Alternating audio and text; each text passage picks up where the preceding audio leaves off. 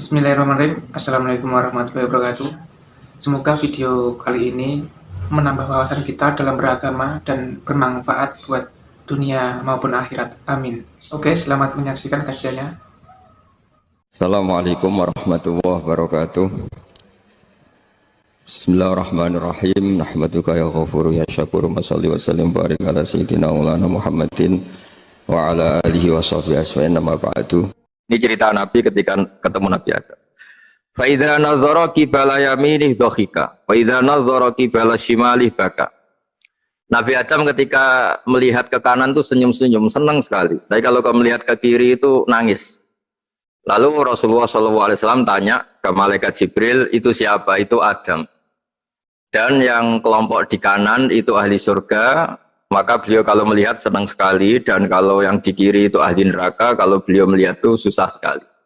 Artinya apa? Betapa susahnya jadi Nabi Adam itu. Jadi kalau misalnya ada koruptor ketangkep gitu ya, yang nangkep ya cucunya, yang ditangkep juga cucunya. Kalau kita punya anak 10 itu, terus yang satu misalnya nyuri milik temannya, milik saudaranya itu, sing naboi ya anaknya, yang ditaboi juga anaknya. Kayak apa tersiksanya seorang Nabi Adam? Karena nggak punya pilihan, pasti dari sekian kasus dolim dan mazlum, yang mendolimi maupun yang didolimi itu pasti anak cucunya. Jadi betapa susahnya seorang Nabi Adam. Jadi termasuk kearifan kita sebagai manusia itu belajar dari takdir yang kita hadapi, yaitu keterbatasan kita sebagai manusia. Kita harus bisa ngelola kegagalan, terima kodok kodar. Makanya kata Mbah Mun, abahnya Gus Yasin itu sering cerita ke saya, iman itu paling dhuwur itu iman kodok kodar, khairihi wa syarrihi minallah. Kita harus punya kesiapan iman khairihi wa syarrihi minallah. Bahwa segala kebaikan, segala syar itu sudah digariskan oleh Allah Ta'ala. Kita bisa apa sebagai manusia. Jadi pertama Nabi Muhammad ketemu di as-sama idunya, langit paling dekat, itu ketemu Nabi Adam dengan kondisi seperti tadi. Kalau melihat ke kanan itu senyum, karena itu anak-anak beliau, turunan beliau yang ahli surga. Kalau melihat ke kiri itu nangis, karena itu cucu beliau yang ditakdir tidak jadi orang baik. Artinya kalau ada peristiwa sosial apa saja, yang satu zalim, yang satu mazlum, atau yang satu benar, yang satu salah, atau sama-sama benar tapi salah paham, itu semua adalah cucu Nabi Adam alaihis salam, dan itu membuat beliau kadang-kadang dohika, kadang-kadang senyum, kadang-kadang baka, kadang-kadang nangis. Jadi itu yang menjadikan tambahnya arifnya Rasulullah SAW. Saya teruskan, Qultu ya Jibril man hada qal hada Adam wa hadil aswida an yamini wa an shimalih nasamu bani. Fa ahlul yamin ahlul jannah wal aswida allati an shimali ahlun nar. Fa idza nazara qibala yamini dohika wa idza nazara qibala shimalihi baka. Itu seperti misalnya kita punya anak 5, yang satu sukses jadi profesor doktor atau jadi orang alim, yang satu sekolah saja agak naik, misalnya sudah agak naik, ngentekno dunya itu nghabiskan harta itu kan. Tapi barokahnya itu mungkin kita mau jadi sombong nggak jadi itu karena punya anak yang nggak sukses. Mungkin barokahnya punya anak yang sukses itu meredam keangkuhan kita, terus kita menjadi orang yang sopan dengan tetangga, dengan orang lain karena dipaksa punya hal-hal yang seperti itu. Jadi semua yang ditakdir Allah kalau kita ridho itu pasti baik. Karena ya kata yang ngarang kitab hikam itu, orang tawaduk itu kalau dinasehati pakai teks saja tidak cukup. Kalau punya utang itu tawaduk sendiri gitu. Guyonannya orang-orang kiai gitu.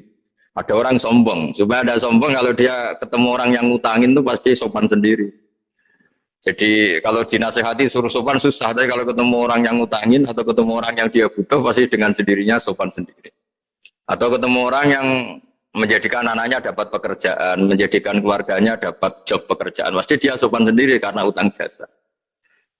Nah kalau kita pasti sopan sama orang yang ngutangi kita, yang menolong kita, apalagi dengan Allah Ta'ala yang semua yang kita pakai pasti dari Allah Ta'ala. Dengan demikian sudah keharusan kita sangat-sangat sopan pada Allah Ta'ala. Yang implementasinya dengan sujud dan dengan sholat, itu juga yang dibawa dari hasil Mi'raj. Ini saya baca teksnya ya, saya tadi jam 9 baca Bukhari di Kudus sama beberapa habaib, Alhamdulillah. Sekarang saya teruskan dengan Sahih Muslim. Termasuk kitab 6 yang paling dipakai ahli sunnah itu Al-Kutubus Sittah, yang paling pokok itu adalah Bukhari Muslim. Terus kemudian naik-naik terus ketemu Maror tu bi Musa alaihi salam. Ini nabinya Bani Israel. Saya kemudian ketemu dengan Nabi Musa alaihissalam. Nabi Musa itu nabinya Bani Israel. Jadi orang Bani Israel itu bawaannya itu protes. Protes itu komplain.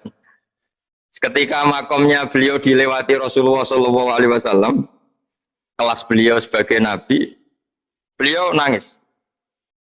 Ketika nangis ditanya, "Ma yubkika, kenapa engkau nangis ya Musa?" Terus ini saya baca supaya seperti teksnya.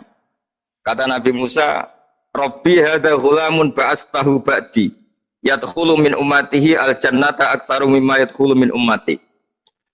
Ini lelaki atau nabi junior, nabi yang datangnya setelah saya, mestinya senior saya. Tapi nabi ini sukses, umatnya lebih banyak masuk surga ketimbang saya. Ini yang bikin saya nangis. Jadi pikirannya Nabi Musa kalau beliau senior, beliau lebih dulu ya umatnya lebih banyak masuk surga. Ternyata enggak, masih banyak umatnya Rasulullah SAW. Dan ini gaya beliau yang suka protes itu berkah karena protesnya orang soleh. Saya ulang lagi, apa-apa kalau dilakukan orang soleh itu pasti barokah. Ketika Rasulullah dapat perintah 50 sholat, itu Nabi Ibrahim pertama yang dilewati karena di langit paling atas dibanding nabi-nabi yang lain. Itu Nabi Ibrahim diam karena beliau tidak punya tradisi protes. Semua nabi diam karena Allah memerintahkan pasti sudah bagus lah, sudah diukur kekuatan hambanya. Tapi ketika Nabi Musa, beliau orang pertama komplain. Dapat apa kamu ya Muhammad? Dapat 100 sholat, dapat 50 sholat. Apa komentar Nabi Musa? Umat saya lebih gagah-gagah, lebih keren-keren. Pernah saya uji itu tidak ada yang mampu, apalagi umat kamu. Maka kamu mintalah keringanan. Fas'alhu takhfif, kamu harus minta keringanan. Masyhur itu riwayat itu. Kemudian Nabi minta keringanan sama Allah dipotong hanya 5. 5 masih 45, dipotong lagi 5 masih 40 sampai 9 kali pemotongan. Akhirnya jadi 5 sholat. Itu satu menjadi pelajaran bahwa hubungan dengan Allah Ta'ala itu tidak perlu malu karena Allah itu suka kalau dimintain. Mestinya kan dipotong 5 minta lagi sungkan, dipotong lagi 5 minta lagi sungkan, tapi ternyata berkali-kali. Bahkan ketika sudah 5 itu Nabi Musa masih bilang, ya Muhammad minta lagi keringanan. Jadi kalau itu dikabulkan itu jadi tidak ada sholat itu kalau 5 masih minta. Nah, sampai Rasulullah itu tanya ke Jibril, ya Jibril bagaimana dengan gaya komplainnya Nabi Musa? Hiddah itu sering komplain. Jawabnya malaikat Jibril, ya roh hiddata, Allah tahu betul tentang komplainnya Musa dan Allah senang. Ya karena bawaan beliau begitu. Ini penting saya utarakan bahwa dalam Islam itu orang yang lemah lembut, yang samahah, Allahun halim kayak Nabi Ibrahim itu juga Allah suka. Yang suka komplain tapi demi hak, bukan demi konflik. Saya ulang lagi, demi hak, bukan demi konflik, juga Allah suka. Itu kita menjadi dapat sholat yang hanya 5, itu barokahnya komplainnya Nabi Musa. Karena kita yang lemah ini diukur dengan umat beliau yang kuat, ternyata umat beliau tidak kuat. Barokahnya tidak kuat itu dipakai tolak ukur, apalagi umatmu yang Muhammad. Kemudian itu yang menjadikan Nabi sebagai orang yang sangat tawaduk, karena yang merintahkan itu senior. Meskipun kita tahu Nabi Muhammad itu Sayyidul Awwalin wal Akhirin, tapi secara lahir, secara jusmani beliau lahir paling belakang. Dan secara lahir juga beliau Nabi paling terakhir. Jadi secara hukum adab beliau harus sopan. Tentu sopan itu jadi panutan kita. Meskipun kita tahu hakikat beliau adalah Sayyidul Awwalin wal Akhirin. Secara hakikat. Nanti kita bicara lebih jauh tentang jusmani dan ruhani. Nah akhirnya keturutan sampai 5 sholat yang kita lakukan sekarang itu barokahnya komplainnya Nabi Musa. Banyak di cerita-cerita kitab hadis. Ketika Nabi Musa ngaji sama Nabi Khidir, itu komplainnya Nabi Musa menjadi fikih yang luar biasa, kata kitab Ibnu Hajar al-Asqalani, Fathul Bari. Ketika beliau ngaji sama Nabi Khidir, kemudian Nabi Khidir itu dipinjemin perahu sama masyarakat. Sudah dipinjemin karena beliau majanan ya, dikasih gratis. Tapi di tengah-tengah perjalanan perahunya itu dilubangi. Nabi Musa komplain, akhirat tahari tukhriqu ahla, masa kamu lubangin padahal kamu naik, nanti gimana, kamu sudah pinjem, nggak bayar, masih merusak lagi, itu apa-apaan. Nabi Khidir ya rileks saja, ilmu kamu belum cukup untuk menganalisis ini. Begitu juga ada 3 peristiwa yang Nabi Musa itu selalu komplain. Apa yang dikatakan Ibnu Hajar al-Asqalani itu kitab yang sangat bagus sekali. Justru dengan protes itu Nabi Musa punya kelas di atas Nabi Khidir, karena orang nggak boleh sukut alal mungkar, karena secara fikih orang itu tidak boleh mendiamkan suatu yang buruk. Kita tahu dalam aturan fikih di antara kewajiban kita adalah ingkarul mungkar, mengingkari suatu yang memang harus diingkari. Ya meskipun tentu tidak dengan sikap destruktif yang merusak dan apa, tapi yang nggak baik tentu kita ingkari. Perilaku Nabi Khidir yang melubangi perahu yang tidak miliknya, padahal yang punya perahu sudah menonton, itu perilaku yang nggak baik. Sehingga Nabi Musa protes. Justru protesnya Nabi Musa ini menjadikan beliau selalu di kelas fikih terbaik, yaitu ingkarul mungkar, mengingkari barang yang harus diingkari. Tapi tentu Nabi Khidir juga nggak salah, karena beliau punya perhitungan, di depan nanti itu ada begal-begal, ada kekuatan yang nggak baik, yang selalu akan membegal perahu-perahu yang kondisinya sempurna. Nabi Khidir punya perhitungan, kalau ibarat mobil ini spionnya kok nggak dipecah, nggak diambil, itu termasuk mobil bagus, pasti digarong. Tapi gara-gara spionnya dipecah dulu sama Nabi Khidir, terus depannya dilumuri apa supaya agak menarik, ini selamat. Jadi perhitungannya Nabi Khidir, wa kana wara'uhum maliku ya'khudhu kulla safinatin ghusba. Di beberapa tafsir diartikan safinah ay sholihah, karena di depannya nanti akan ketemu orang-orang yang dolim, yang selalu ngambil perahu-perahu yang bagus. Caranya gimana supaya perahu itu gak diambil? Ya karena mereka hanya ngambil yang bagus, ya dirusak dulu supaya gak bagus. Kalau ya gak bagus nanti lolos dari garong tadi, dari pengambilan secara dolim tadi. Jadi Nabi Khidir gak salah karena ada visi seperti itu. Nabi Musa protes juga gak salah karena memang tugasnya itu ingkarul mungkar, mengingkari barang yang memang gak benar. Nah, di sini seperti yang dikatakan Gus Yassin, kita harus bisa ngelola perbedaan, ngelola beda sudut pandang dan sebagainya, sehingga kita selalu dapat nikmat Allah Ta'ala, wa allafa baina qulubihim, nikmat yang kita asik, kita hidup asik, nyaman. Doa-doa bapak-bapak saya, guru-guru kita sering ijazahi setiap ketemu teman atau keluarga disuruh berdoa, Allahumma alif baina qulubina wa aslih dzata bainina. Semoga hubungan kita dengan orang lain itu baik-baik saja dan semua konflik kita dibenahi oleh Allah Subhanahu wa Ta'ala. Karena kita tidak pernah tahu ya, kita miskin kadang dianggap problem karena takut membebani tetangga. Tapi kita kaya juga kadang dianggap problem karena orang lain takut kalah dengan kita. Kita tidak pernah tahu cara pandang orang lain.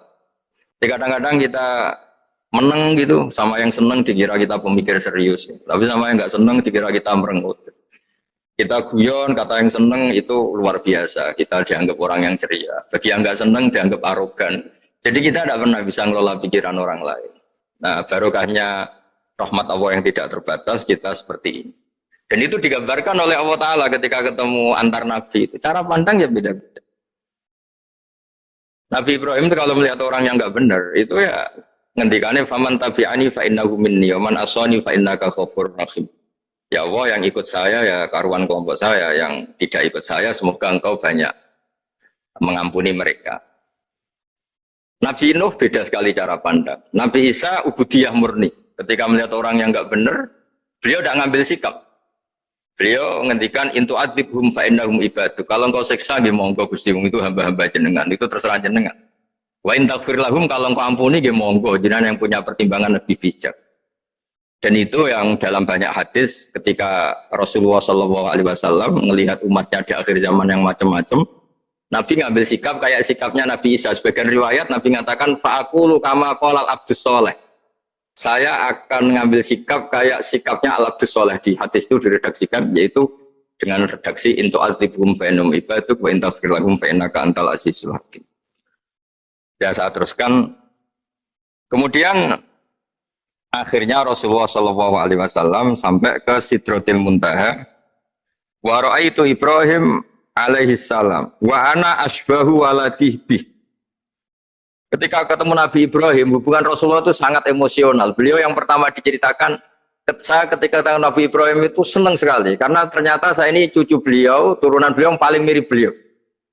Jadi ini unik, dari sekian peristiwa besar, peristiwa langit, kemudian Nabi ada hubungan emosional yang luar biasa ketika ketemu Nabi Ibrahim. Pertama yang dikatakan Nabi, wa ana asbahu waladihi, saya adalah cucu yang paling mirip beliau. Dan ini kita tahu akhirnya di semua syariat kita istilah resminya itu anit tabi millata Ibrahim hanifah. Di istilah resmi agama kita millata abikum Ibrahim, agama leluhur kamu Ibrahim. Kita ketika baca sholawat, Allahumma sholli ala sayyidina Muhammad, terusannya juga kama sholli ta'ala sayyidina Ibrahim wa ala ali Ibrahim. Dan seterusnya, dan seterusnya. Kemudian, yang terakhir saya cerita secara akidah Ahlussunnah wal Jamaah yang dianut oleh Imam Asy'ari dan Maturidi. Meskipun secara lahir itu Nabi mengalami pertemuan dengan Allah di Sidratul Muntaha, tapi tetap saja kita cara pandang bahwa Allah Ta'ala itu mukhalafatul hawadis. Allah tidak bisa kamu andekan di satu tempat terus ngalami hal-hal yang kita alami sebagai makhluk. Sebab itu sirinya kenapa di surat Isra dimulai dari subhanalladzi. Allah tetap maha suci. Maha suci itu artinya terbebas dari yang kita alami. Allah selalu mukhalafatul hawadis. Allah la yahtaju ila makarin. Allah tidak butuh tempat. Allah tidak butuh waktu, Allah tidak butuh semua. Karena Allah itu qayyum, Allah itu qiyamuhu binafsihi, berdiri sendiri. Allah tidak butuh aras, Allah tidak butuh kursi. Tapi eksistensi kursi yang butuh Allah. Allah tidak butuh aras, tidak butuh kursi, tidak butuh langit. Semuanya itu berdiri karena Allah. Bukan sebaliknya Allah berdiri di atas semuanya. Sehingga kita mulai kecil diajari Allah itu siapa? Al-Qayyum. Kalau bahasa kita qiyamuhu binafsihi. Selalu berdiri sendiri dan Allah itu al-ghaniyul mutlak, nggak butuh yang lain. Di sini pentingnya selalu Nabi ngintikan subhanallah beritanya tetap Allah itu maha suci, Allah maha besar, Allah maha agung, dan keagungannya diantara ditandai dia punya sifat yang tidak sifat kita, dia punya keabadian yang tidak bisa kita miliki, dia punya semuanya yang tidak kita miliki. Itu sebab itu dimulai subhanalladzi asra bi abdi lailam minal masjidil haram.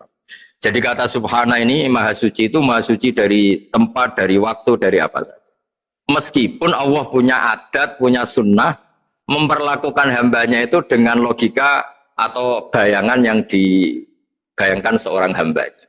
Sehingga seakan-akan kita ini ya ketemu, seakan-akan kita bisa ini melihat. Sehingga di surga disebut kita ini melihat Allah. Tapi semua ahli sunnah mengatakan, tapi kamu melihat Allah itu tetap saja bila kaifin walan khisorin, tidak bisa terus menciri. Menciri itu bisa membatasi sifatnya Allah itu begini-begini, tidak bisa. Tetap Allah itu la tudrikul absar wa huwa yudrikul absar. Tapi kita bisa disebut melihat dengan kemakhlukan kita yang profan di surga disebut melihat. Tapi bukan melihat yang kayak kita melihat antar makhluk yang terus bisa apa itu cerita detail, cerita spesifik, cerita apa, tidak bisa. La tudrikul absar. Ini hebatnya ulama-ulama kita selalu cerita Mi'raj, cerita nazar ilallah fil jannah, melihat Allah di surga.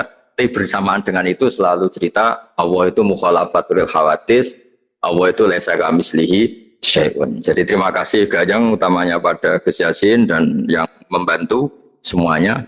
Barokahnya kita ketemu bisa ngaji, supaya barokah saya baca teks aslinya di hadisil Isra, karena tadi jam 9 sudah baca Bukhari, ini supaya dapat berkah saya ini baca Sahih Muslim. Begini ya, saya tak cerita karena saya baca kitab itu banyak sekali. Ini bukan dalam konteks sombong atau takabur, boten. Saya cerita baca kitab banyak itu supaya sampean tahu bahwa pikiran saya ini mamluk, dipenuhi dengan pikiran-pikiran ulama dulu karena saya sering baca. Jadi tidak pikiran saya sendiri. Khusyuk itu maknanya takut. Ya takut itu ya maknanya takut. Takut itu ya kelas-kelasan. Misalnya saya dipanggil bapak saya. Bahak sini, sekedar datang ke tempat itu meskipun nggak niat nurut, saya ulang lagi, sekedar datang ke tempat beliau manggil saya meskipun nggak niat nurut, itu sudah satu poin tertentu. Karena dipanggil terus menghadap itu sudah bagus, meskipun di hati saya nanti saya bilang nggak mau, saya mau main. Tapi itu sudah poin tersendiri. Karena bandingannya akbala dalam bahasa Arab itu adbaro. Adbaro itu dari kata dubur. Dubur itu membelakangi. Daripada misalnya dipanggil bahak sini, malah lari, menjauh.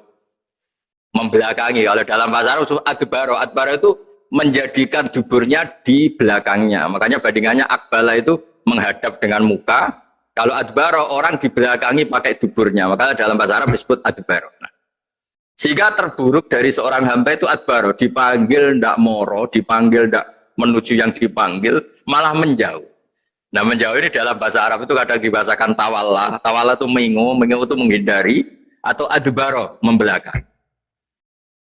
Jadi kalau Anda sholat kok masih sering salah, Dan saya yakin semua orang juga gitu kalau nggak nabi, nggak wali itu ada ya kesalahan-kesalahan yang tidak fatal-fatal banget karena ada kebaikan yang Anda lakukan, yaitu ketika Anda dipanggil, Anda istijabah, Anda mengiyakan dengan menghadap. Ya itu sudah bagus. Nah setelah menghadap ternyata disuruh apa itu tidak nurut. Disuruh apa nggak nurut itu satu kesalahan yang tidak mengganggu poin pertama tadi Anda menghadap. Sehingga banyak cerita di hadis-hadis ada sahabat yang zaman itu tidak soleh-soleh banget.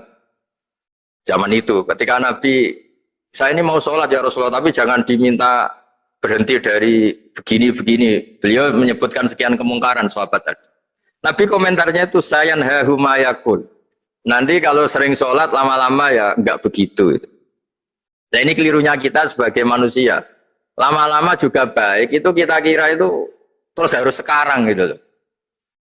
Nah itu keliru, harus sekarang itu keliru. Bisa saja kita ini setiap sholat pasti sudah ditulis Allah, nanti itu mati baik. Belalang nanti habis asar sebelum kita maksiat sudah mati, habis sisa sebelum kita maksiat lagi sudah mati. Dari barokahnya sholat itu ada waktu yang potensi ya, potensi sholat itu akhir kenangan kita, sholat itu identitas kita, sholat itu status kita. Nah, karena kita sholat itu pakai niat, niat itu komitmen. Sementara kalau Anda maksiat itu tidak pakai niat karena zallah. Zallah itu ya ada niat maksiat, tahu-tahu mungkin di bis ketemu orang cantik, terus agak jelalatan. Tapi kan tidak niat. Tapi kalau sampai sholat kan datang ke masjid, bayangkan imami ini, nanti kamu takbir, nanti kamu baca ini, baca ini. Jadi benar-benar komitmen. Itu status kita. Kata Said Zabidi disebut mautinuhu wa haqiqatuh. Baiknya umat Islam itu kalau taat itu mautinuhu, itu alamat resminya, itu statusnya, kata Said Zabidi. Tapi kalau dia maksiat itu zallah itu kepleset.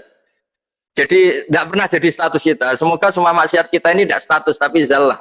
Tapi ketika taat itu status hakikat kita. Maka falau butiyah ya haqiqatuh wa mautinuhu wa dzatuh. Ini kata Said Abdul Az-Zabidi pengarang Ithaf. Orang Islam itu orang yang ketika ibadah itu identitasnya.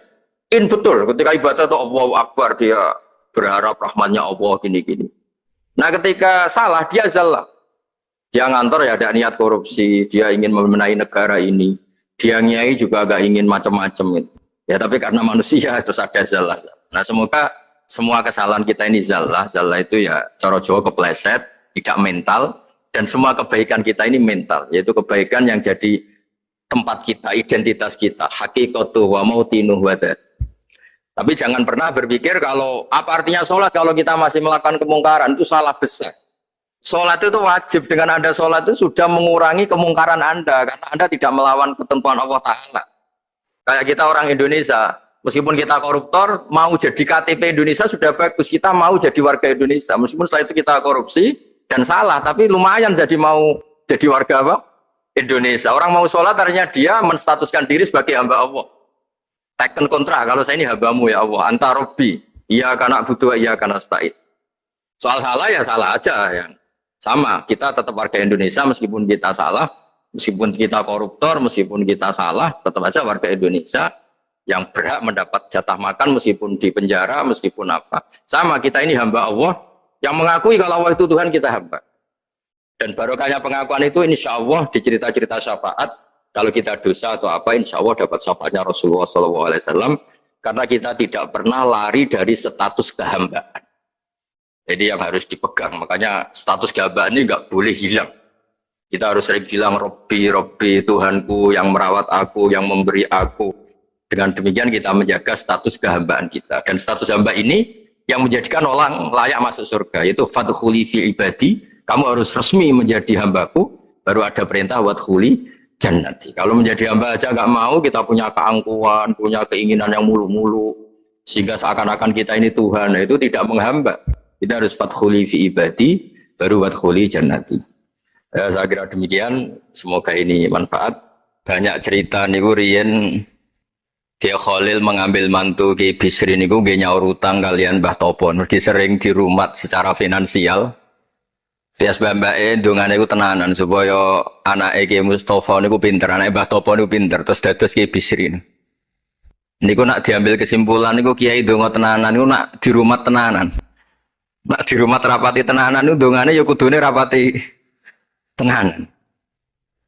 Niku ngantos sing crita niku mbah bodoni napa mboten niku riyen niku ngantos Mbah Khalil prai jamaah. Mergo makmume iku sing ngutangi. Dadi wedi nek ketemu makmume.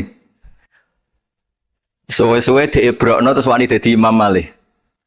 Terus dalam keadaan ngoten niku ndonga ra tenanan mboten mungkin. Singkat cerita terus Kiai Bisri dados tiang alim, Kiai Misbah dados tiang alim. Terus fan ingkang ditekuni niku nahwu.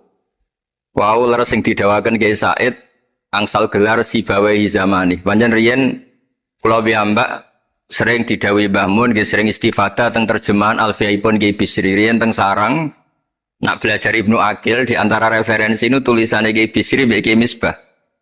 Sing sedanten niku barokahe didikanipun Kiai Khalil Harun.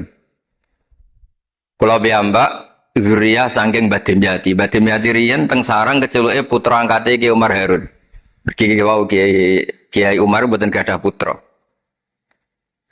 Kula cerita silsilah sing radi serius. Dados niki waliane Gus Yofur wau mun rileks niki kula sing cerita serius. Riyen syaraté wong alim niku sinau riyen, sinau badhe niku diskusi kalian sing sak level. Badhe niku nembe ngaji. Sehingga nak ngaji ku kantun nyocokno niki kangge santri-santri Radhatul Thalibin. Dados kisah hal sebelum ngaji Mbah Zubair niku sinau riyen. Misalnya piyambake macane tajibu, mungkin kiai ini maca tajibus sholatu. Mungkin diskusi terus ngaos Mbah Zubair. Angger macane wis kembar terus berarti aku wis pinter.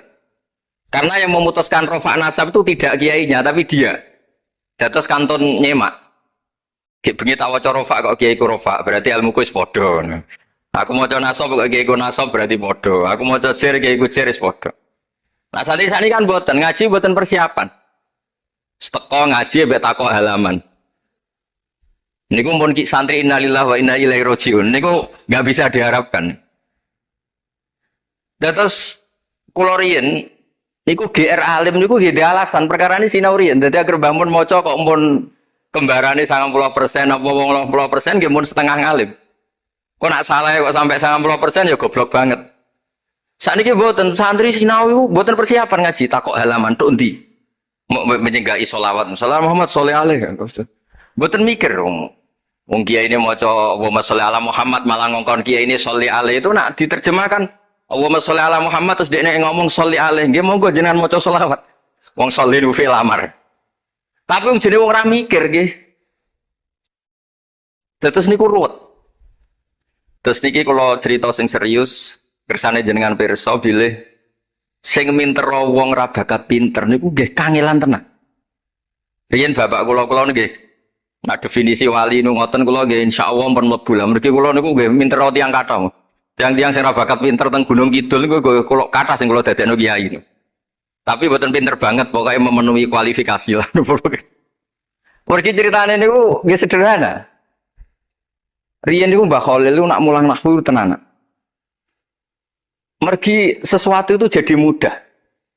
Mulane cerita sing beredar nang Lirboyo niku Ja'a Zaidun, Zaid datang. Niku wonten santri pelengahan delok lawang. Gurune ngamuk. Kamu orang mana? Orang Bekasi. Kenapa pelengahan?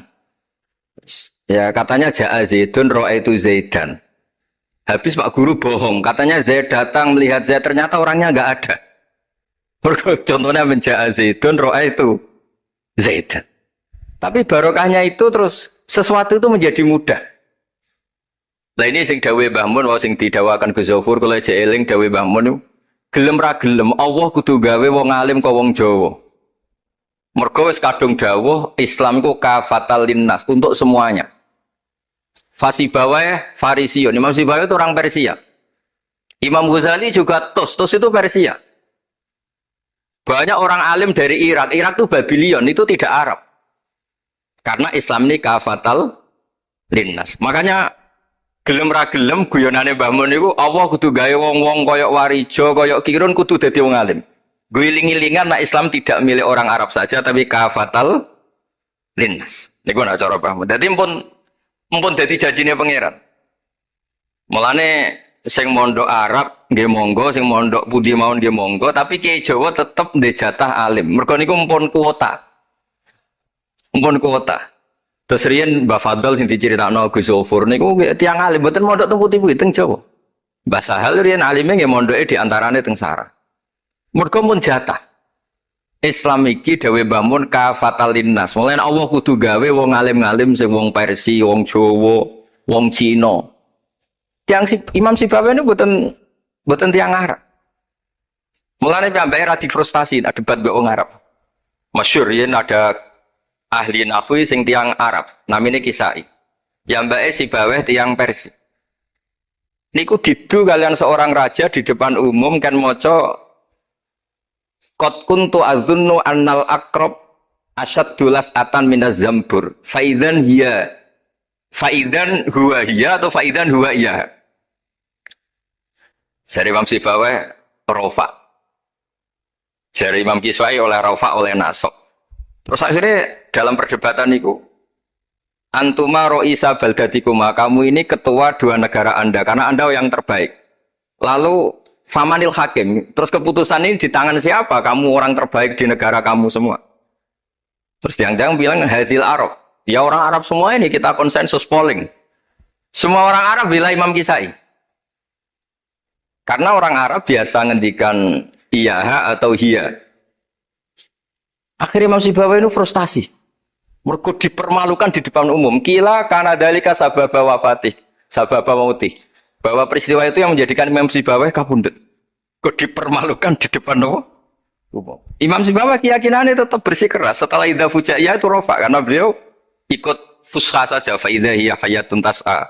Fa idza hiya bayda'ul linadhirin. Semuanya itu rofa. Beliau enggak bisa nerima konsep nasab. Tapi Imam Sibawa yang ngalami dipermalukan itu jadi barokah yang sak dunya. Yaitu karena dia orang Persia, belajar nahwu harus yang fusha saja. Barokahnya itu orang-orang non-Arab itu bisa belajar nahwu. Karena nggak perlu latihan min aina ji'ta diwaca minin jid, fi aina batuka diwaca fan batnuk. Cara sampean latihan Arab nakal tambah goblok. Mereka terus ribet. Orang Arab itu kalau orang Jawa mangan, sak piring kok wis wareg itu takok fi aina batnuka itu fan batnuk. Kan tambah pusing, nak temui kan boten. Fi aina batnuka. Min aina jikta. Sehingga ra perlu mikir minin jik. Terus dawe bangun barokah fusha itu terus nahwu itu bisa digeneralisir. Akhirnya terus pilihannya alfiyah. Kila diantara sing betul alfiyah pertama nu Kiai Khalil Bangkalan. Mergi teng silsilah wau sing dirawakan Kiai Said diantara gurunipun Mbah Khalil Harun Kiai Khalil Bangkalan. Kula piyambak menyaksikan dalam manaqibnya Syekhona Khalil, beliau ngaji sama Said Zaini Tahlan.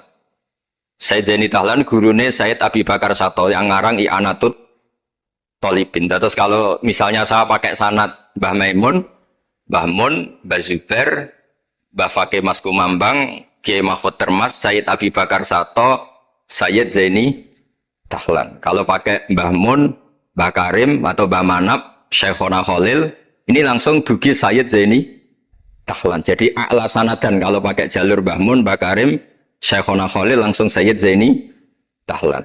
Sama kalau pakai sanad keluarga sini misalnya Mbah Khalil Harun langsung ke Syekhona Khalil langsung dugi Sayyid Zaini Tahlan. Nah silsilah keulamaan ini penting karena dulu ini cerita mawon.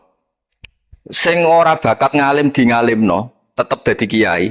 Sing wis bakat alim di makrifatno. Termasuk makrifate Said Zabidi niku sing nyekseni tiyang Jawa. Ya niku Mbak Abdul Manan.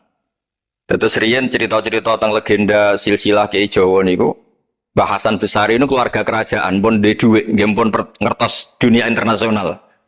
Kepengen mondok teng Mekah. Mbah Hasan Besari sing terkenal yo. Akhirnya ngajak kancane namanya Abdul Manan niku tiyang Termes, tiyang desa. Dijak akhirnya mondok teng Mekah dados tiyang alim. Termasuk nderekaken Said Zabidi dugi Mesir, Shahibul Ithaf. Ki Abdul Manan gada putra alim alama namanya Ki Abdullah. Ki Abdullah gada putra namanya Ki Mahfud. Dugi Ki Mahfud niki cerita sing terkenal niku kepanggih Mbah Munawir. Kila niku murid guru wakila konco. Sing jelas saingan dadi wali perkarane. Mbah Mahfud itu ora trimo, tapi ora trimo saya hiro. Kalau dalam bahasa Arab gopto ta hiro. Sopo sih kok ono wong sak tawafan khatam Quran. Dados sing kula tambahi Gus Uli nek dadi wali ku sak tawafan khatam Quran.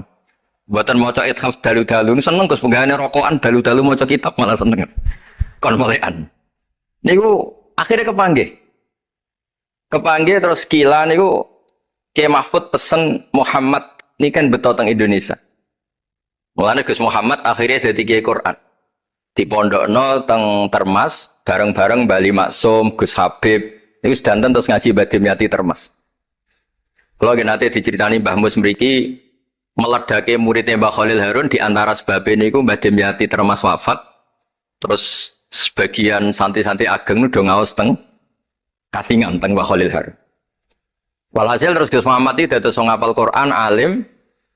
Terus dipek mantu tiang sugih namanya Kaji Taslim. Terus akhirnya urip teng Betengan.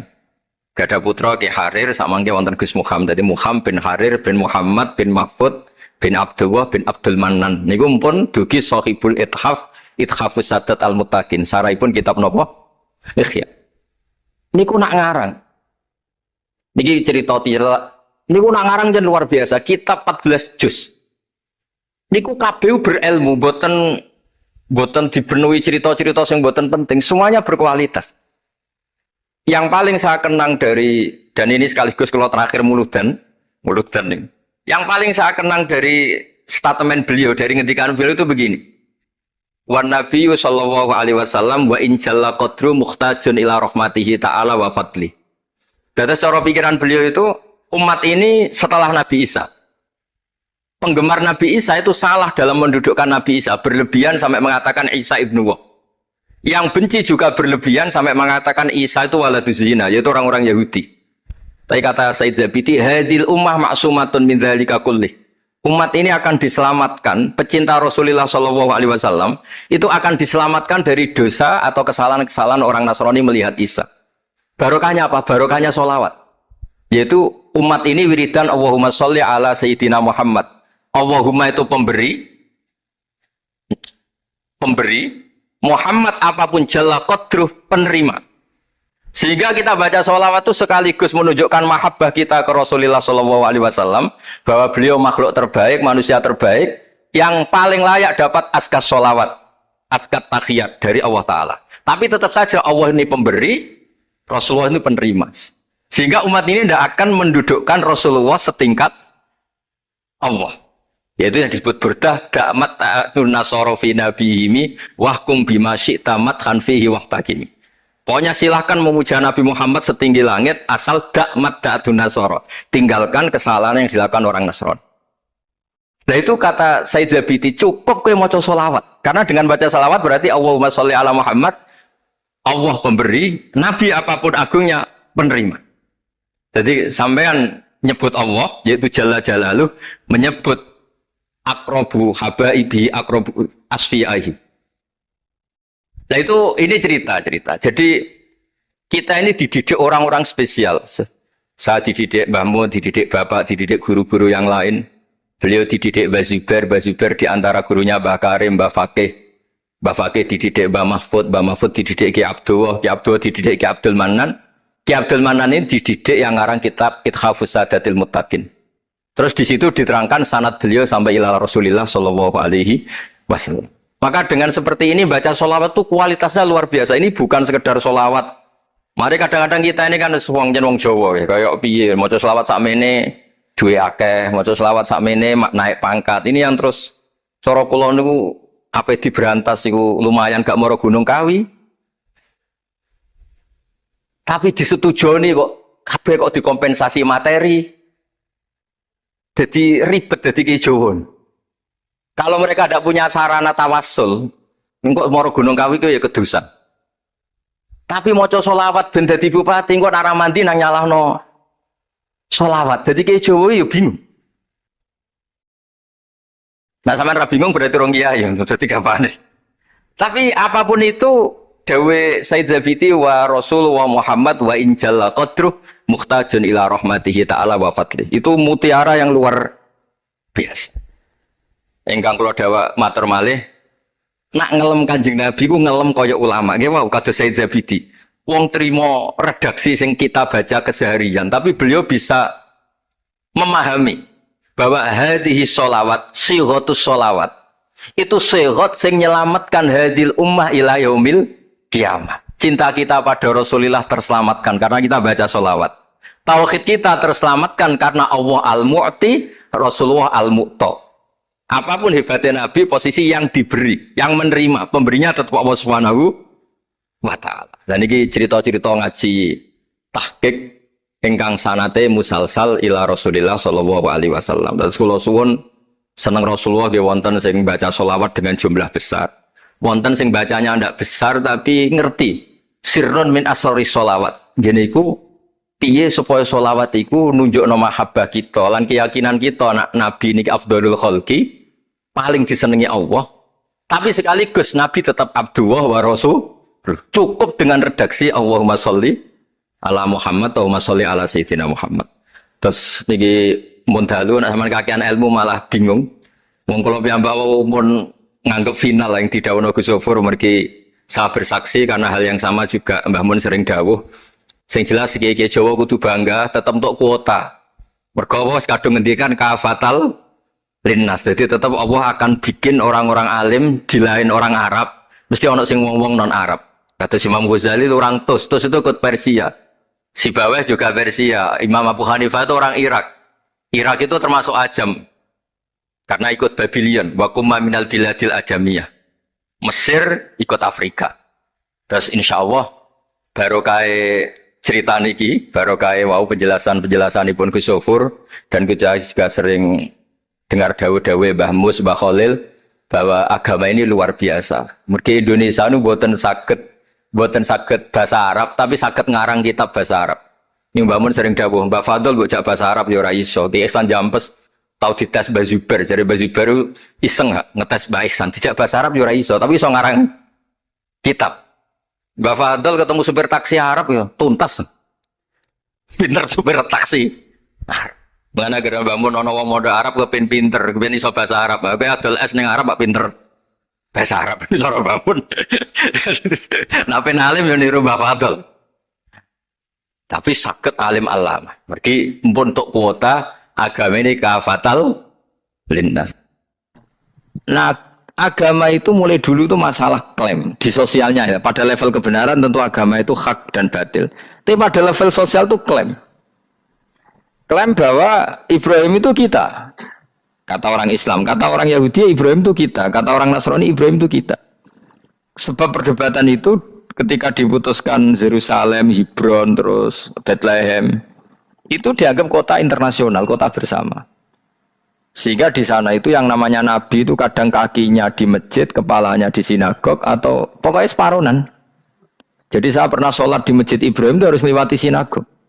Itu tak inceng Nabi Iskak itu nang tengah-tengah sinagog. Ibrahim lumayan, sirahe nang masjid. Jadi hanya satu bangunan. Sama persis di masjid Yerusalem itu masjid apa? Baitul Maqdis itu. Tembok yang satu yang sebelah ini dipakai tembok ratapan, tembok yang sama yang satu dipakai masjid. Itu jangan satu tembok, bukan dua tembok. Makanya tiga agama ini unik, musuhan tapi titik keramat itu menunjuk yang sama. Orang kok berhubung ra cocok wis aku tak ning Bantul, enggak ada yang seperti itu. Semuanya di titik itu. Jadi nak donga yo krungu wong kula nate teng tempat tembok ratapan Yahudi. Makanya sekuler ya ono barokah dunia itu sekuler. Kula mriku nggih ketunan. Mbak-mbak nggih jilbaban enggak masalah. Karena dianggap tempat wisata. Sama di Mesir itu ada masjid tertua, Masjid Amr bin As. Wong barat nak rono ya ono sing katokan cekak macam-macam. Wong wisata. Kayak Masjid Kauman Jogja. Coba yang mlebu ya lah wong sapa? Wisata. Maksudnya kan banyak turis yang ke situ posisi enggak berpakaian apa? Islami. Senajan to mau ning Jowo di Masjidnya Amr bin As sama. Nah pertanyaannya gini, satu-satunya yang bisa meyakinkan umat Islam kalau Ibrahim tidak Yahudi dan Nasrani ya dawuh pangeran.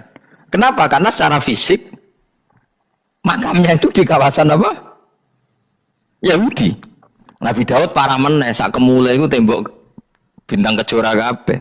Bahkan kalau ziarah ke sana kudu maca ala Yahudi dulu. Piye? Nabi Daud sing. Nah di sini ini pentingnya nyuwun sewu, pentingnya dengan tanda kutip pentingnya politik. Jangan-jangan makam-makam itu terserah otoritasnya. Andai kan Indonesia itu menang Wahabi, mungkin makam-makam tulis sentral kemusyrikan, awas bahaya. Karena yang menang Aswaja ya tempat barokah. Ya tinggal yang nulis. Nah ini yang kita khawatirkan. Ibrahim mengalami seperti itu. Andai kan dulu yang menang 100% Umar atau Salahuddin Al-Ayyubi, mungkin Ibrahim itu enggak lagi ada sinagog di seputar Nabi siapa? Ibrahim. Semuanya mas. Tapi sekarang enggak, karena dikuasai dunia internasional itu jalan kakinya di sinagog. Ishak malah total, Ishak gitu. Yakub malah total, semua tubuhnya di sinagog, karena Yakub itu nama lainnya siapa? Israel. Ya, nama lainnya Yakub siapa? Makanya Yakub bin Ishak bin Ibrahim. Lah Yakub punya anak namanya Yahuda.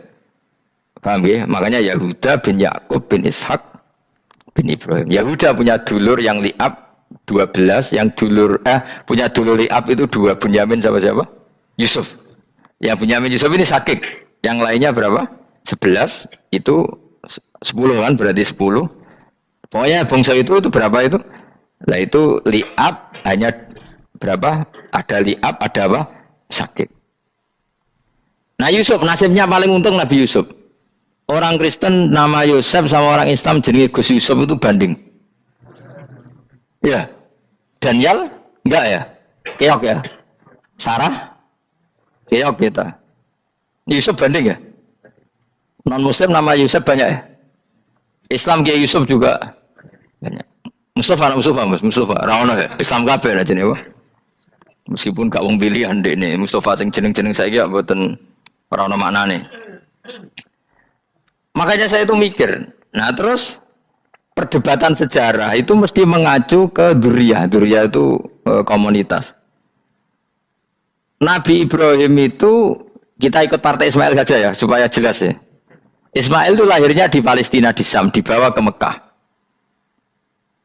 Tapi mari kula nu rodok setuju iskak, mari dadi utek kula niku wis rodok iku. Utek kula niku kan anut kaul sing paling akwa. Sampean anut sing tau krungu pertama, kan angel dadi sambung. Tapi sudahlah, saya tak kompromi saja ikut siapa? Ismail. Ismail itu kemudian ketika Islam, saya ulang lagi, ketika Islam mengklaim juga agama Ibrahim, itu orang Yahudi mencibir. Kamu kok bilang agama Ibrahim itu alasannya apa? Kita ini yang ikut Ibrahim, kata orang Yahudi, karena kita orang Palestina, kita orang Yerusalem. Terus Nabi Muhammad memberi penjelasannya, tentu diajari Allah, Ibrahim itu pernah hidup di Mekah. Buktinya fihi ayatum bayinatum maqamu, jejak kakinya di situ, jejak kesejarahnya di situ, yaitu istrinya pernah dibawa ke Safa dan Marwah, yaitu peristiwa Hajar nyari apa? Air. Lalu Ibrahim dan Hajar ini punya anak namanya siapa? Ismail, dan itu namanya Abul Arab. Jadi Abul Arab itu Ismail. Bukan Ibrahim. Kenapa kok tidak Ibrahim? Karena Ibrahim juga Abu Syam. Ibrahim masih milik bersama. Yang mulai benar-benar hidup di Mekah itu siapa? Ismail. Maka dulu perdebatan antar para peneliti agama, itu lalu Adnan itu siapa? Makanya terus diputuskan, wa adnanu bila roibin inda dzawil ulumin nasabiyah ila dzabihi Ismaila nisbatuhu wa muntama. Lalu pertanyaannya, orang Yahudi yang di Palestina tetap mengklaim kalau mereka turunan siapa? Ibrahim, dan menduga Ibrahim adalah Yahudi. Islam darani Ibrahim Islam. Ya sudah seperti itu tuh nasib agama, akan begitu terus ila yaumil qiyamah. Kita tentu iman status Ibrahim, maka anak Ibrahimu Yahudiyah wala Nasraniyah. Nah, kenapa harus Quran ngendikan? Karena secara fisik atribut Ibrahim itu sekarang makomnya itu dikuasai Yahudi, akhirnya dikuasai Israel akhirnya juga. Jadi gampangannya ini loh. Umpama Nabi Ibrahim di makom ning Indonesia terus dikemuli ayat kursi kan aman. Paham tuh kita, angel temen terang kowe. Mesti diarani Islam. Lah tapi di makom ning Israel dikemuli bintang kejora. Paham ya? Maka mau tidak mau tetap ada perebutan otoritas politik. Makanya di sini ini Sayyidina Umar ngotot kepengen nalukno Romawi. Maksudnya Romawi sing nguasai Palestina. Tenan kasil. Akhirnya Nabi Ibrahim total ning masjid. Ngalin kono jenenge Masjid Umar. Mergo sing nalukno awal sedurunge Salahuddin Al-Ayyubi sinten? Tapi gak suwe kalah nih wong Islam. Lagi menang nih Rasulullahuddin apa? Terus kalah meneh terus saiki dadi kota modern nih. Dikelola secara internasional dianggap kota tiga apa? Agama. Ya wes. Nah kita is ngimani Quran wae ora usah ndelok bukti fisik. Mergo nak bukti fisik iku beberapa nabi makome ning Israel sing status notabene niku Yahudi. Lalu Yahudi itu apa? Awas kan arah anut aku. Wis akeh pinter lah sementara anut aku. Karena ini sekali salah itu fatal. Yahudi itu siapa? Yahudi itu nama agama, apa nama marga, apa nama sekte. Terus orang tuh gak tahu mikir meneh. Dikira Yahudi itu nama agama, apa nama sekte. Israroh gus ora tau mikir. Ya wis ora roh enak dadi Yahudi iku jeneng wong iku Yahuda bin Yakub bin Ishak bin Ibrahim. Lalu nama ini ya tetap tauhid, tapi pertanyaannya apapun tauhid kamu tetap akan disalahpahami oleh penulis sejarah. Maka sejarah itu sekali sing nulis salah, tetap selawase kurbane yo salah. Misalnya kok Siti Jenar, kita kan tidak pernah tahu Siti Jenar persis piye. Kabeh nulis misalnya dekne wahdatil wujud. Akhirnya dekne tersangka wahdatil wujud manunggaling kawula Gusti. Tapi ada juga penggemar Siti Jenar. Siti Jenar udah diwali, wali songo hasud. Barang dipateni wangi, ben ketok elek digenti asu. Dadi sing ketok elek wali songo ning versi penggemar Siti Jenar. Aku lah termasuk turunan Sunan Kudus ning catatan. Iku paling mangkel mbek ketoprak. Perkara men kalah mbek Saridin ceritane. Sajane ya mangkel, tapi sing gawe ketoprak iku tau sowan aku. Tak takoki lho kowe gawe ketoprak ngono piye iki mergawi Gus ora ono hubungane bener apa salah ya. Bar sih. Ini gue cerita Saridin kali Sunan Kudus sampean kalah. Berarti iki buyutku cah ketoke luwih kondang. Ya sudah seperti itu. Nah, khawatir kita kalau kita sudah ada hafal Quran, ada hafal hadis, nanti orang nulis sejarah itu seenak-enaknya. Makanya senyum sewu kados orang yang tidak ahli sunnah kan gawe film gambarannya Umar nyiksa Sayyidah Fatimah. Akhirnya ada orang yang benci siapa? Umar. Tentu kita nggak percaya itu. Kita lebih percaya kalau Umar sangat menghormati Sayyidah siapa? Fatimah, Sayyidah Aisyah dan sebagainya. Nah, makanya hati-hati baca sejarah itu di sini. Karena ya sudah seperti itu. Dulu kita kerepotan kan memasukkan Kahar Mudzakkir jadi pahlawan apa? Nasional karena ada yang cerita ini dulu pernah ikut apa itu dan macam-macam. Kita sering kesulitan melacak sejarah. Oke lah kalau nah bayangkan kalau itu sejarah Nabi. Agama satu bilang Ibrahim Yahudi, agama satu bilang apa? Nasrani. Tapi Allah itu maha kuasa. Orang itu kalau salah mesti keterucute ku elek. Kowe mesti ra roh, gak ulama gak roh. Ketika Nabi debat mbek Yahudi, debat mbek Nasrani itu debatnya itu lucu. Kanjeng Nabi ditanya, "Mat, kamu agamanya ikut siapa?" "Saya pengikut Ibrahim." Lah wong Yahudi ku yo padahal pinter-pintere wong Yahudi wis kadung bakat cerdas. Tapi musuh-musuh pangeran tetap kalah. Jawab Yahudi ngene, "Wah, berarti kamu harus hormat saya Muhammad." "Kenapa?" "Kamu ikut siapa agama kamu?" "Ibrahim." "Kan anit tabi millata Ibrahimah Hanifah millata abikum Ibrahim." "Berarti kamu harus hormat saya Muhammad." "Kenapa?" "Karena panutan kamu Ibrahim itu saja pengikut Nasrani." Sing jarang Yahudi orang Ibrahim pengikut Yahudi. Nabi oleh seneng iku pol. Mergo ketok gobloke. Dadi kadang wong pinter ketok gobloke. Nabi oleh guyu ngene lha ya kok aneh wong Yahuda bin Yakub bin Ishak bin Ibrahim. Tapi padha karo muni Pak Karno pengagum Puan Maharani. Kira-kira gitu cara bahasa Indonesia itu. Utawa kowe mendingin lah, Mbah Nur Salim penggemar Hasan Hasan anak kula. Utawa kowe muni Mbah Zubair penggemar Gus Zufur, kan boten mungkin. Utawa Mbah Hasyim penggemar Mbak Yeni. Jadi mereka itu keterucut ngene, Ibrahim itu Yahudi. Padahal sing jenenge Yahudi iku putune Nabi Ibrahim kok Yahuda bin Yakub bin Ishak bin Ibrahim. Mulane terus Quran turun. Quran turun oleh gojlok ngene. Ha antum haula'i hajastum fi ma lakum bi ilm falimatu hajuna fi ma laysa lakum bi ilm. Ini perdebatan sudah tidak fair. Muhammad berdebat secara ilmiah karena dia junior ngaku pengikut Ibrahim.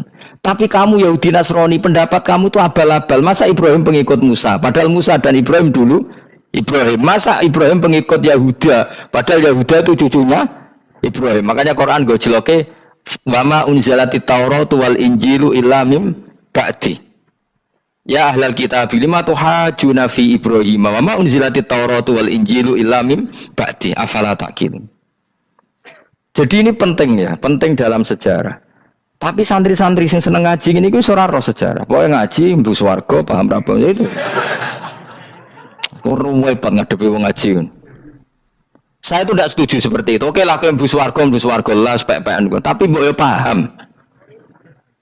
Tapi ra paham lah sing penting mlebu swarga lah iku masalah kowe. Ora tahu kepikiran li'ilai kalimatillah. Aku yo cara kon mlebu swarga mbek kon paham Quran, milih paham Quran sik. Lagi mlebu swarga. Tapi kok ana sido mlebu ya ora mungkin paham Quran bun neraka. Kowe ku aneh-aneh.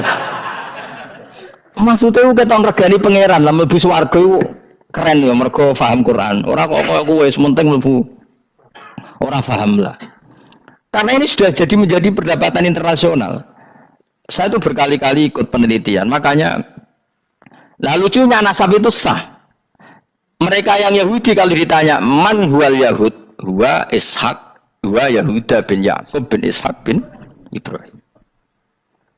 Terus diomong no Ibrahim pengikut Yahudi itu kode karo tadi kayak kita bilang misalnya Mbak Munawir pengikut Gus Najib. Kan nggak mungkin Pak Karno pengikut Puan Marani atau Gus Mbak Hasyim pengikut Mbak Yeni atau Mbak Nur Salim bapak saya pengikut Hasan anak saya, kan aneh. Sehingga pangeran oleh gojlek gitu. Ha antuma ulai hajastum fi malakum bi ilm. Mereka ini sudah siap berdebat secara ilmiah. Falimatu hajuna fi ma laysa lakum bi ilm. Tapi saiki pecintane Kanjeng Nabi ku rata-rata iku ora pinter. Penting selawatan berjanji buanter. Nak diarani bid'ah ngamuk wis ngono terus kegiatan. Lah sing diarani bid'ah padha dene wong selawatan iku tareh kok di. Kadang-kadang yo bingung. Wis sama dibak berjanji cara mbok terjemah ngarah darani bid'ah. Lha bid'ah ning ndi wong walam matam min hamli syahrani ala masyuril aqwalil marwiyatu fiya bil madinati Abu Abdullah, ketika Nabi kandungannya umur 2 bulan bapaknya mati. Terus itu kan tareh. Gara-gara diwaca bahasa Arab terus koyo mantra. Lah akhirnya diarani bid. Sing maca padha ora paham, akhir Allah, ya Allah. As padha dene aku repot besar. Pusing aku mikir tadi. Ayo kowe ngono ta ora kelakuan ame aja. Sing biyen ana mau tulis bahasa Indonesia, kok terus ketara gak. Wulida maktunan biadil inaya makuhlan terus ya sudah ya biasa aja tareh. Ya kan tareh terus ketika Said Abdullah kenapa meninggal di Abwa? Wa kana qad dijtaza bi akhwali bani adim nat taifatin nat jariya fama kasafihim sahron saqiman yu'anu nasukmahu wa syakwa. Kenapa Abdullah meninggalnya di Abwa? Abwa itu kawasan Yasrib karena Abdullah sedang menjenguk keluarga besar dari ibunya. Keluarga besar dari ibunya, istrinya Abdul Muthalib itu orang Yasrib. Nah pas di sana di Bani Najjar sakit, terus kapun, terus bid'ah ning ndi wong iku sejarah. Tapi mbok waca bahasa Arab, kowe maca koyo historis Allah terus men wong. Ya akhirnya wong kan darani iku mantra. Mana aku nak takoki wong iku bener ndi, wis padha ora bener ya ngono. Terus bener sapa sing ngalim? Wis kowe gak mau ngalim bener. Ya nek ngono padha benere wae. Wong sing ngritik ku krungune mantra, sing maca bos. Pusing ngomong terangno kowe. Nah, problemnya agama itu seperti itu. Yang diikuti orang banyak. Itu di makamnya Nabi Dawud itu ya sudah wiridan ala Yahudi. Sama sekali. Saya sampai nangisi Nabi Dawud. Karena makamnya itu total dirawat ala mereka. Jogja juga ngalami gitu, Jakarta, Rembang nanti juga ngalamin gitu. Banyak raja itu wali, tapi waris-warisnya sudah nyuwun sewu orang abangan, terus misalnya dikasih sesajen. Orang ono yasine tapi mau ono sesajene. Mau apa kalau makamnya memutuskan seperti itu, penjaga makamnya itu. Nanti kan ada di wali, anak putumu, muridmu wali, nah orang repot, guri-guri dikai sajen. Itu di Gunung Kawi itu ada makam santri, tapi di Gunung Sugihan biasa saja. Gue rugi nangis tenan. Banyak seperti itu, nggak ada tua banyak. Nah, lalu makom itu terserah siapa bertanya? Terserah yang rumat apa terserah statusnya zaman dulu? Nah, karena yang rumat itu berafiliasi ke Yahudi, terus mengklaim Ibrahim itu, maka Quran harus menerangkan maka anak Ibrahim Yahudi wala Nasrani karena secara artefak, secara kesejarahan fisik itu sekarang dikuasai Yahudi. Jadi repot. Ya tapi itu ya sudah. Makanya kita kembali ke Quran dengan cerita tadi. Ibrahim tetap Abul Anbiya. Ibrahim tetap Muslim. Buktinya punya peninggalan Ka'bah. Nah, Ka'bah ini harus kita jaga. Ketika Ibrahim kita katakan ninggali Ka'bah, ternyata Ka'bah di situ sentral tauhid. Antahira baitali taifina wal akifina warukais sujud. Ketika Ka'bah jadi sentral tauhid, maka kita akan mengatakan peninggalan Ibrahim pasti tauhid. Makanya Nabi marah besar ketika Ka'bah ada berhala banyak. Andai kan nggak dihapus oleh Nabi, maka berhala itu pun dianggap peninggalan Ibrahim. Dong tau nih, dong tenan. Ya pinter nih, jadi maju lah. Mulane kowe aja geman donga saleh dhewe, ora cukup. Saleh saiki ora cukup, kudu ditopang saleh anakmu, saleh putumu. Apa artinya kita sekarang saleh kalau anak cucu kita tidak saleh? Pasti sejarah dibalik. Dan itu kalau dibalik yang meluruskan siapa coba? Ya coba yang bisa menjawab siapa coba? Misalnya Soben terus ya sudah ditulis kacau lah kacau. Saya tidak bisa bayangkan. Makanya Nabi Isa, Quran menjelaskan Nabi Isa sebanyak itu. Karena sudah dikira oleh orang yang salah kalau Isa itu anak Tuhan. Sampai Quran jelaskan Isa itu begini. Soal tidak punya bapak, saya ini Tuhan kata Allah. Gawe tanpa bapak mbok wae iso ya iku Adam, kok gawe tanpa bapak kowe geger terus aku mbok anggap bapak iku piye jare pikir. Sampai seperti itu. Karena wis kadung darane keliru. Dadi mau ndak mau Quran kudu nerangno. Ibrahim juga gitu. Wis kadung diaku kubu sebelah nak dekne iku Yahudi. Nasrani yo ngakoni. Akhirnya Nabi debat terbuka. Lah debat ku nek kakuati kudu adu pasut. Lah repote umat Nabi sing ra keramat wis akeh yo repot. Masyhur ada orang Nasrani, orang Yahudi. Ya sudah Muhammad, kalau kita debat ilmiah oke, Anda menang dalam debat ilmiah. Tapi kita buktikan bahwa kita ini agama samawi. Kita debat pakai langit, sing kalah kena laknat, sing kalah kena adab. Cara Madura sumpah pocong. Nabi yo cari Nabi. Masyhur itu. Faman hajjaka fihi min ba'di ma ja'aka minal ilmi faqul ta'alu nadu abna'ana wa abna'akum wa nisa'ana wa nisa'akum wa anfusana wa anfusakum thumma nabtahil fanaj'al la'natallahi 'alal kadhibin. Nabi dijak mubalah. Oh ya oke, kita mubalah. Nabi nimbali Hasan Husain. Cucu kesayangannya dipanggil Hasan Husain. Putri kesayangannya Sayyidah Fatimah dipanggil. Terus jari Kanjeng Nabi, saya berani adu pasut. Taruhannya saya, anak cucu saya. Wong Nasrani mikir, wih, adu pasut anake dijak putune dijak mesti bener e. Mergo wong paling kuwatir nak anake mati, putrine mati. Ora ono cerita bojo ning bab iku. Bojo ora melok ora ora. Mulane kula termasuk kiai sing jarang lunga mbek bojo-bojo. Sakjane sering ora tau mlebu. Tapi kiai-kiai haji ya mbek bojo, umrah mbek bojo. Kula niku ya rada iskal. Jebule bareng tak takono sisi dhuwit sing wedok. Ya wis nak ngono wis kejawab ya wis anjir sing dhuwit sing wedok. Ya wis nak ngono fair apa? Riyen bapak kula kaji ya dhewean, bojo kula kaji ya dhewean, kula ya kaji dhewean, tapi aja tiru. Kamu ndak sekeramat saya ya dadi. Kula nggih setuju sing grudak-gruduk wong loro karena ternyata tadi sing duwe dhuwit sing wedok. Ya wis piye meneh.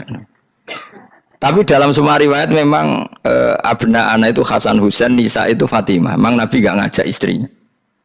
Nabi itu unik dalam banyak hal itu memang ya Hasan Husain sama Sayyidah Fatimah.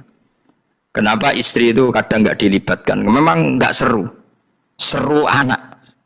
Orang itu lebih menyayangi anak, toh nyowo cara Jawa. Bareng Nabi keluar, orang-orang Nasrani bilang ini wajah-wajah yang setiap mengetuk langit pasti disembadani. Terus mereka mundur, nggak jadi apa mubahalah, minta mubahalah ini dibatalkan. Berarti Nabi itu debat 2 kali. Secara ilmiah ya pernah, yaitu membuktikan kalau Ibrahim adalah pernah berdomisili di Mekah. Sehingga Nabi mengklaim sebagai turunan Nabi Ibrahim. Mereka tanya buktinya apa? Terus fihi ayatum bainatum maqamu Ibrahim. Orang-orang Yahudi Nasrani ditanya, itu apa? Jejaknya itu jejak Ibrahim. Mereka ngakui kalau Ibrahim pernah di Mekah. Artinya kalau pernah di Mekah zaman dulu kan nggak ada pesawat, nggak ada, mesti domisilinya lama. Dan itu artinya punya anak turun yang hidup di di Mekah, yaitu lewat Ismail. Bukti kedua tadi, sa'i. Sa'i baina Safa wal Marwah adalah mengenang ketika Hajar mencari air. Lagi mulai perkara mbek kowe. Saiki Ismail ketika lahir iku jek digolekno banyu antarane Safa mbek Marwah. Sementara cerita Dabih disembelih iku ning Sam. Mulane kok melo-melo lah ya. Kok melo-melo iku lho. Aja terusno, mari kepinteran wis. Seneng ae ora usah melo-melo. Gak, aku Ismail ya. Dilatih pinter kok pintere ra kasil, sombonge tok wis sing kasil dadi. Gak jeng Ismail. Ismail wis gak. Ketona nerang gitu. Tapi ilmiah. Ben kowe bangga de guru alim ya dadi kowe ben roh. Nak gurumu gak main-main. Aku yo krungu-krungu nak kaul aku iku Ishak tapi wis goblok ngono Ismail. Karena waman sadda finnar ora umume wong iku wis repot. Rasa diterusno dadi bukti empirik wis mengarah Ismail iku jelas uripe ning Mekah. Mergo wong Yahudi Nasrani lah ngakoni peristiwa Hajar iku ngakoni. Berarti Ismail urip teng Mekah. Akhirnya Rabi mbek suku Jurhum terus nurono Sayyid Adnan sak teruse sampai tok Kanjeng Nabi Muhammad sallallahu alaihi wasallam. Mulane dibak utawa manakib utawi napa? Berjanji.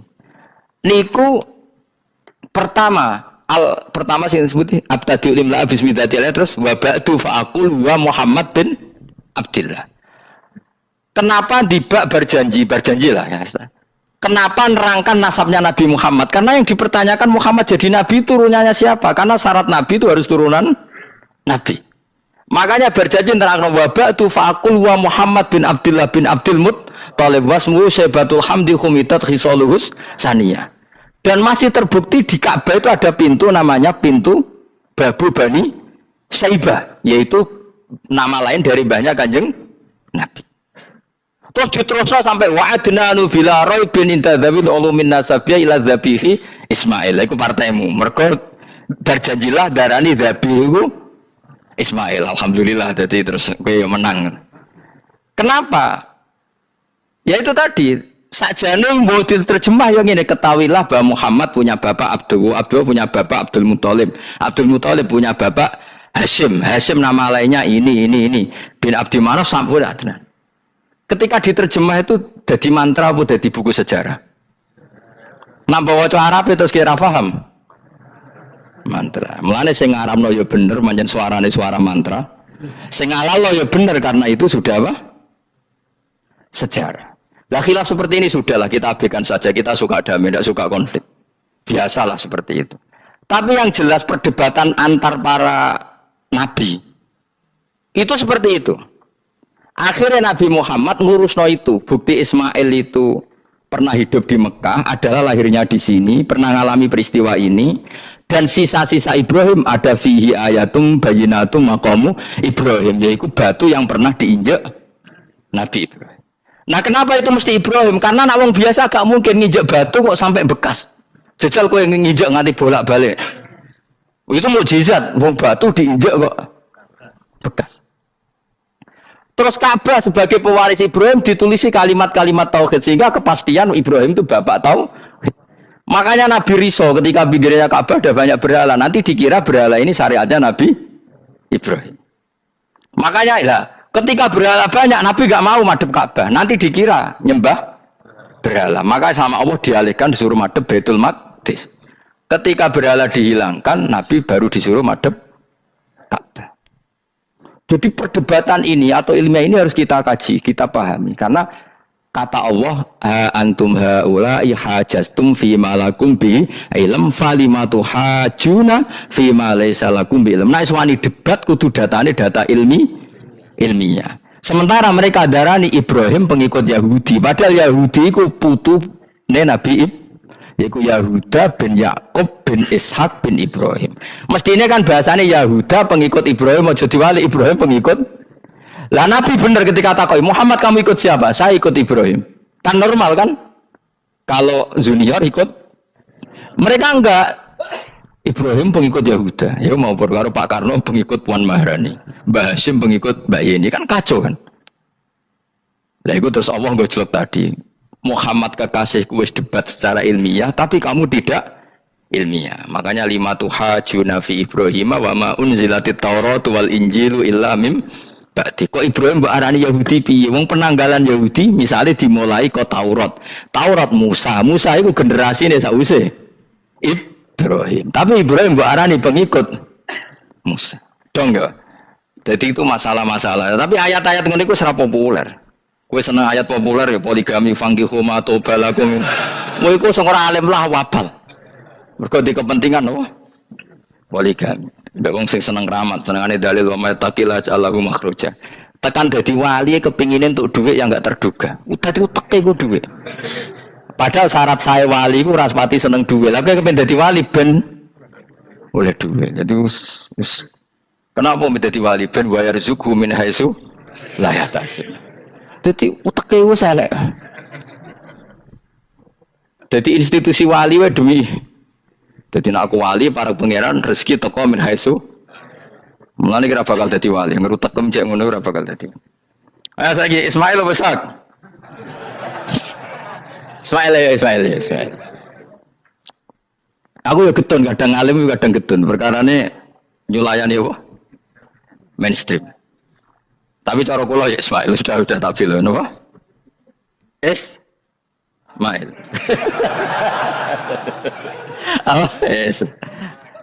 Ismail Iska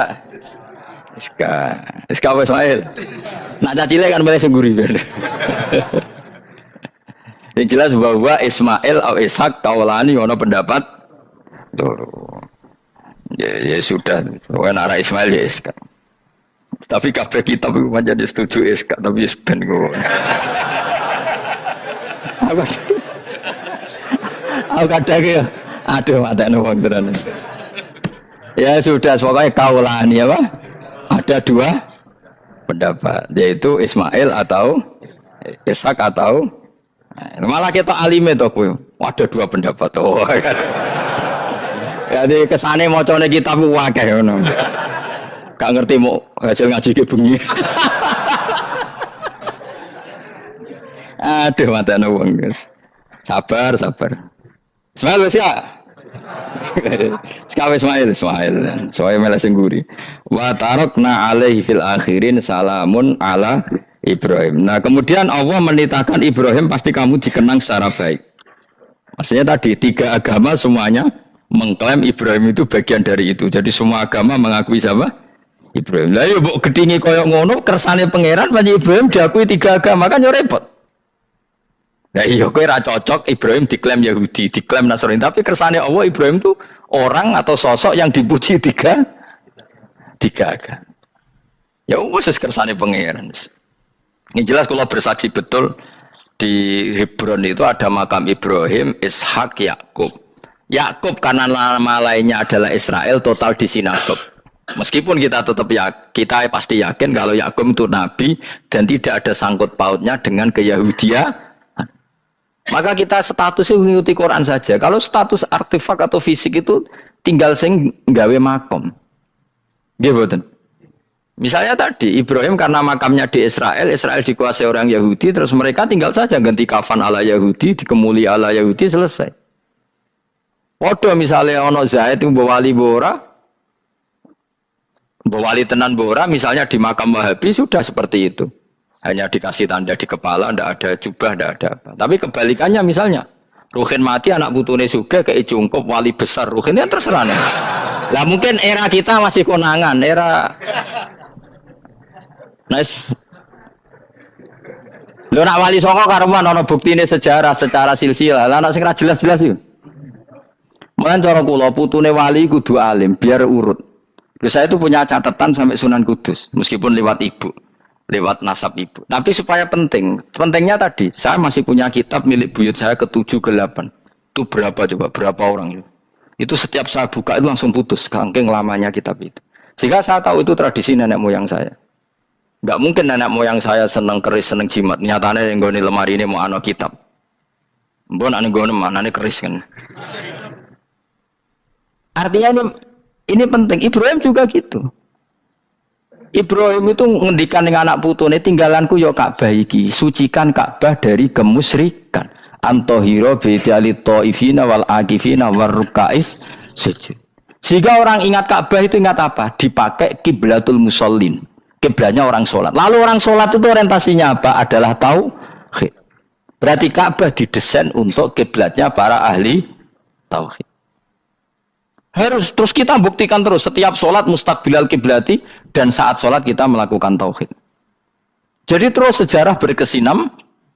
Tapi andaikan sejarah pelakunya salah ketika Ka'bah dikuasai Abu Jahal, Abu Lahab, kemudian didesain pinggirnya Al-Ata dan maka seakan-akan Ka'bah jadi sentral kemusyrikan. Makanya ini penting. Jadi lalu sejarah ini gimana? Ya terserah pengelolanya kan. Mulane wali urip mesti didongakno wali mati. Mergo sing iso njaga khazanah iki wali urip. Paham sing kula maksud? Jadi ojo bayangno Mekah iku sok ben kalah. Nek Mekah kalah terus Ka'bah dikuasai Abu Jahal CS misalnya. Sing jenis maksudnya. Ora Abu Jahal tangi meneh mboten malah repot kabeh. Nah di sini ini pentingnya Quran. Alhamdulillah wong Islam diwarisi oleh Allah Quran, kitab la yatabaddal wa la yatakhayyar. Kitab yang enggak akan rubah, yang enggak ada matinya.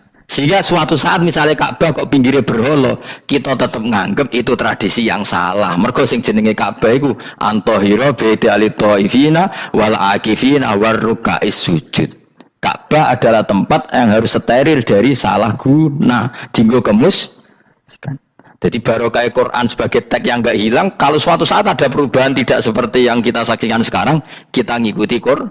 Misalnya Ibrahim, senajan makamnya di sinagog misalnya, Yakub makamnya di sinagog, kita tetap yakin mereka adalah ahli tauhid.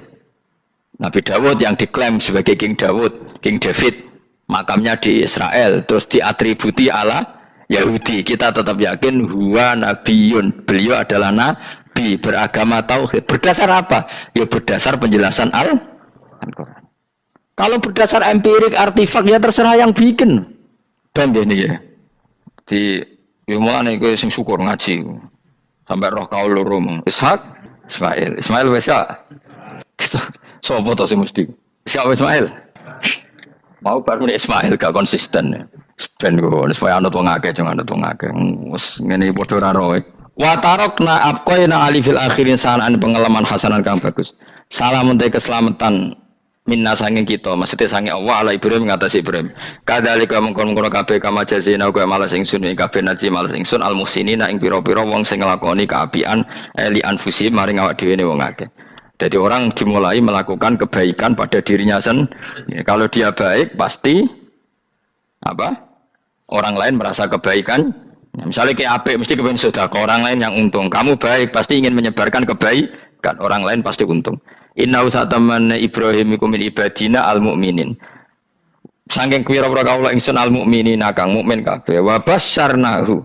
Lan ngekeki berita gembira ingsun hu ing Ibrahim bi Ishaq kelawan tak kaya anak Ishaq. Ustudillah digawe dalil apa bidzalika klan dawi Ishaq ala anadabiha ing atase sak temene sing disembelih ku ruhul ya anak Ishaq. Dadi ana kaul sing darani pokoke ora Ishaq. Ora Ishaq sapa? Ya Ismail. Jadi Imam Suyuti ngotot Ismail, sing nyarai Jalalain Imam Sawi ngotot Iska. Iki partai Jalalain apa Sawi? Lu Jalalain kaose kadung kaos Jalalain dulu. Yes pokoknya nara Ibrahim kan agak Ismail ya. Iska tidak mungkin yang lain iku wae sing ngono wae kok ribet. Sing jelas niku ana sing disembelih. Jenenge nara Ibrahim, sapa? Ishak, Ismail. Sing nyembelih jelas Ibrahim, nanti ku jelas. Aduh. Repot. Jadi wong alim dadak. Kula nate maca mobil mangkel nganti saiki. Susah dadi wong waras, tangan-tangan kok. Ya bener e. Lah wong gendeng ora tau mikir. Jadi aku tahu dendam mbek tulisan mobil mesti tok-tok. Gelem ra gelem kan maca ning ngarepe. Susah dadi wong waras. Aku pertama eskal. Engko waras kok susah. Tanganan iya wong gendeng kan gak tau mikir. Mulane kena susah berarti waras. Nak tau mikir berarti. Jadi mau nak roh khilaf berarti wong alim. Nak roh khilaf berarti wong Orang alim. Saiki wis ora khilaf. Berarti alim. Masa Rasulullah jadi nabi itu 23 tahun. Terus sampean ingin ngaji paham dalam 1 jam, itu keangkuhan. Jadi Rasulullah itu jadi nabi itu 23 tahun. Tapi orang ingin memahami Islam, nyewa kiai, diatur lagi itu kalau nggak pernah sepuh itu dosa, itu jelas itu. Itu 1 jam ingin paham. Saya punya sekian cerita ini Maulidur Rasul Shallallahu Alaihi Wasallam. Itu dulu zaman Nabi itu ada ayat yang Jibril jauh-jauh dari langit turun ke bumi hanya membawa 1 kalimat. Sehingga syarat seorang mufassir itu termasuk tahu pertanyaan kalimat apa yang hanya 1 diturunkan Jibril, yaitu kalimat minal fajr. Jadi dulu awal-awal Islam itu ada ayat kamu makan wakulu washrobu hatta yatabayyana lakumul khaytul abyadu minal khaytil aswad. Jadi kalau malam puasa itu orang boleh makan selagi melihat benang putih sama benang hitam itu belum kelihatan. Tapi kalau sudah kelihatan mana yang hitam, mana yang putih, berarti otomatis imsak. Itu sahabat entah saking lugunya, itu ya benar-benar pasang benang hitam sama putih, dia makan. Nanti 1 jam dari makan misalnya diintip lagi, kok belum kelihatan makan lagi. Mungkin yang istrinya cantik ya kumpul istrinya lagi, kalau tidak cantik ya sudah tidak usah mungkin. Gitu. Sampai itu jadi perilaku sahabat berhari-hari. Ketika dilaporkan ke Rasulullah, Rasulullah itu tertawa-tawa. Kok ada begitu? Gitu. Baru Jibril datang menerangkan minal fajr. Jadi benang hitam artinya masih malam, benang putih maknanya sudah fajar shadiq. Itu lama sekali. Saya terus mau cerita tentang sanad ilmu. Jadi Nabi itu 23 tahun. Dan itu tidak gampang, ada fasenya. Bahkan ada fase Nabi itu harus as-sukut anil mungkarat. As-sukut anil mungkarat itu diilmoni oleh pakar-pakar usul fikih. Apakah as-sukut anil mungkarat itu berarti mengekrori kemungkaran? Apa takhirul bayan? Saya ulang lagi pakai bahasa Indonesia. Ketika ada kemungkaran, Nabi diam. Itu diamnya karena nyari momen untuk ngandani. Atau memang diam itu dengan tanda kutip jangan-jangan dianggap ikror. Makanya ulama usul fikih itu berdebat. Diamnya Nabi ketika melihat kemungkaran di awal Islam itu karena ada ma huwa aham, ada yang lebih penting yaitu menerangkan tauhid. Atau takut itu menjadi satu momok bagi mereka karena Nabi dianggap coro Jawa itu dianggap kecangkeman, sidik-sidik ngeloroi. Nah, perdebatan ulama dalam seperti ini itu penting sekali karena nanti menjadi satu rumus ilmu. Saya berkali-kali berpikir gini, misalnya Anda punya keponakan atau punya anak pacaran. Ada Pak D yang keras sekali, mesti marah. Itu nanti ponakannya nggak sempat dikandani karena main saja nggak berani, mesti Pak D itu marah. Karena ini Islam garis keras atau garis lurus atau apa nggak tahu. Pokoknya punya garis. Terus ada kelompok Islam yang nggak punya garis, ya nggak punya karakter. Ponakannya pacaran ya santai, malah kenalan pacare ponakannya. Cantik lah, kuliahnya podo. Sehingga ponakannya merasa terjustifikasi. Berarti pacaran nggak apa-apa, wong paman saya nggak marah. Natijahnya pasti sama. Yang terlalu mudahanah, yang terlalu baik, hasilnya tidak didik sama sekali. Karena seakan-akan mengakui bahwa itu tidak apa-apa. Yang keras sekali hasilnya juga sama, nggak didik sama sekali. Karena dolan we rawani, kapan didiknya? Nah kira-kira seperti itu. Yang nggak mau berteman sama orang-orang maksiat juga hasilnya sama, meskipun atas nama kebenaran. Aku mau kancanan orang maksiat, ngotori. Hasilnya sama, nggak mau mendidik. Tapi yang mau ngancani juga bahaya kalau terlalu keseringan karena jute aku kenal kiai iki ratu diloroi, berarti gak popo kan gitu. Nah ini PR besar dalam umat Rasulullah Shallallahu Alaihi Wasallam. Tadi saya diceritani Mbah Jamal berjuangnya di sini, nata dari kampung yang macam-macam menjadi kampung baik. Dulu saya Duki di Lasem ya gitu. Mbah Mun dulu ya sarang dihimpit 2 kampung yang masalah. Tapi lama-lama terus jadi kampung yang baik lewat tarbiyah, lewat biasa. Maka ketika kemungkaran kita biarkan, itu namanya apa? Namanya itu kalau dalam usul fikih itu takhirul bayan. Apa? Mengundurkan memberi apa? Penjelasan. Karena sekali tidak dengan definisi ini, nanti takutnya dianggap al-iqrar alal mungkar, dianggap ngakui kemungkar. Nah, saya termasuk orang yang sangat usuli ya, sangat memahami Quran, hadis itu cara disiplin ilmu usul fikih. Nah, kenapa itu satu keharusan begini logikanya? Saya ulang lagi, Nabi jadi Nabi itu 23 apa? Itu yang menyokong beliau jadi Nabi itu orang Nasrani dan orang Yahudi. Karena itu satu-satunya perangkat yang harus dipakai. NU belum ada, sama nggak usah GR bela Nabi, NU pas itu belum ada. Maulid Nabi itu yang kangelan itu Abu Lahab, bukan pengurus NU. Sampai sekarang dalil Maulid itu masih pakai Abu Lahab. Jadi ini ya NU itu termasuk organisasi yang luar biasa. Abu Lahab itu jadi dalil. Jadi Abu Lahab dengar kalau iparnya, Abu Lahab itu iparnya Aminah, iparnya Sayyidah siapa? Dengar Aminah lahir, nggak punya suami, saking senengnya candalemnya beliau, itu dimerdekakan. Ya setidaknya untuk hari Senin tak sebut beliau loh, karena pas soleh.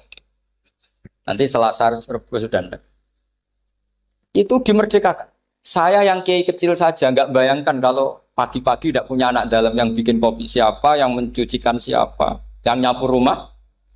Tapi Abu Lahab saking senengnya punya ponakan itu dikasihkan. Sudah Suwaiba kamu pakai saja.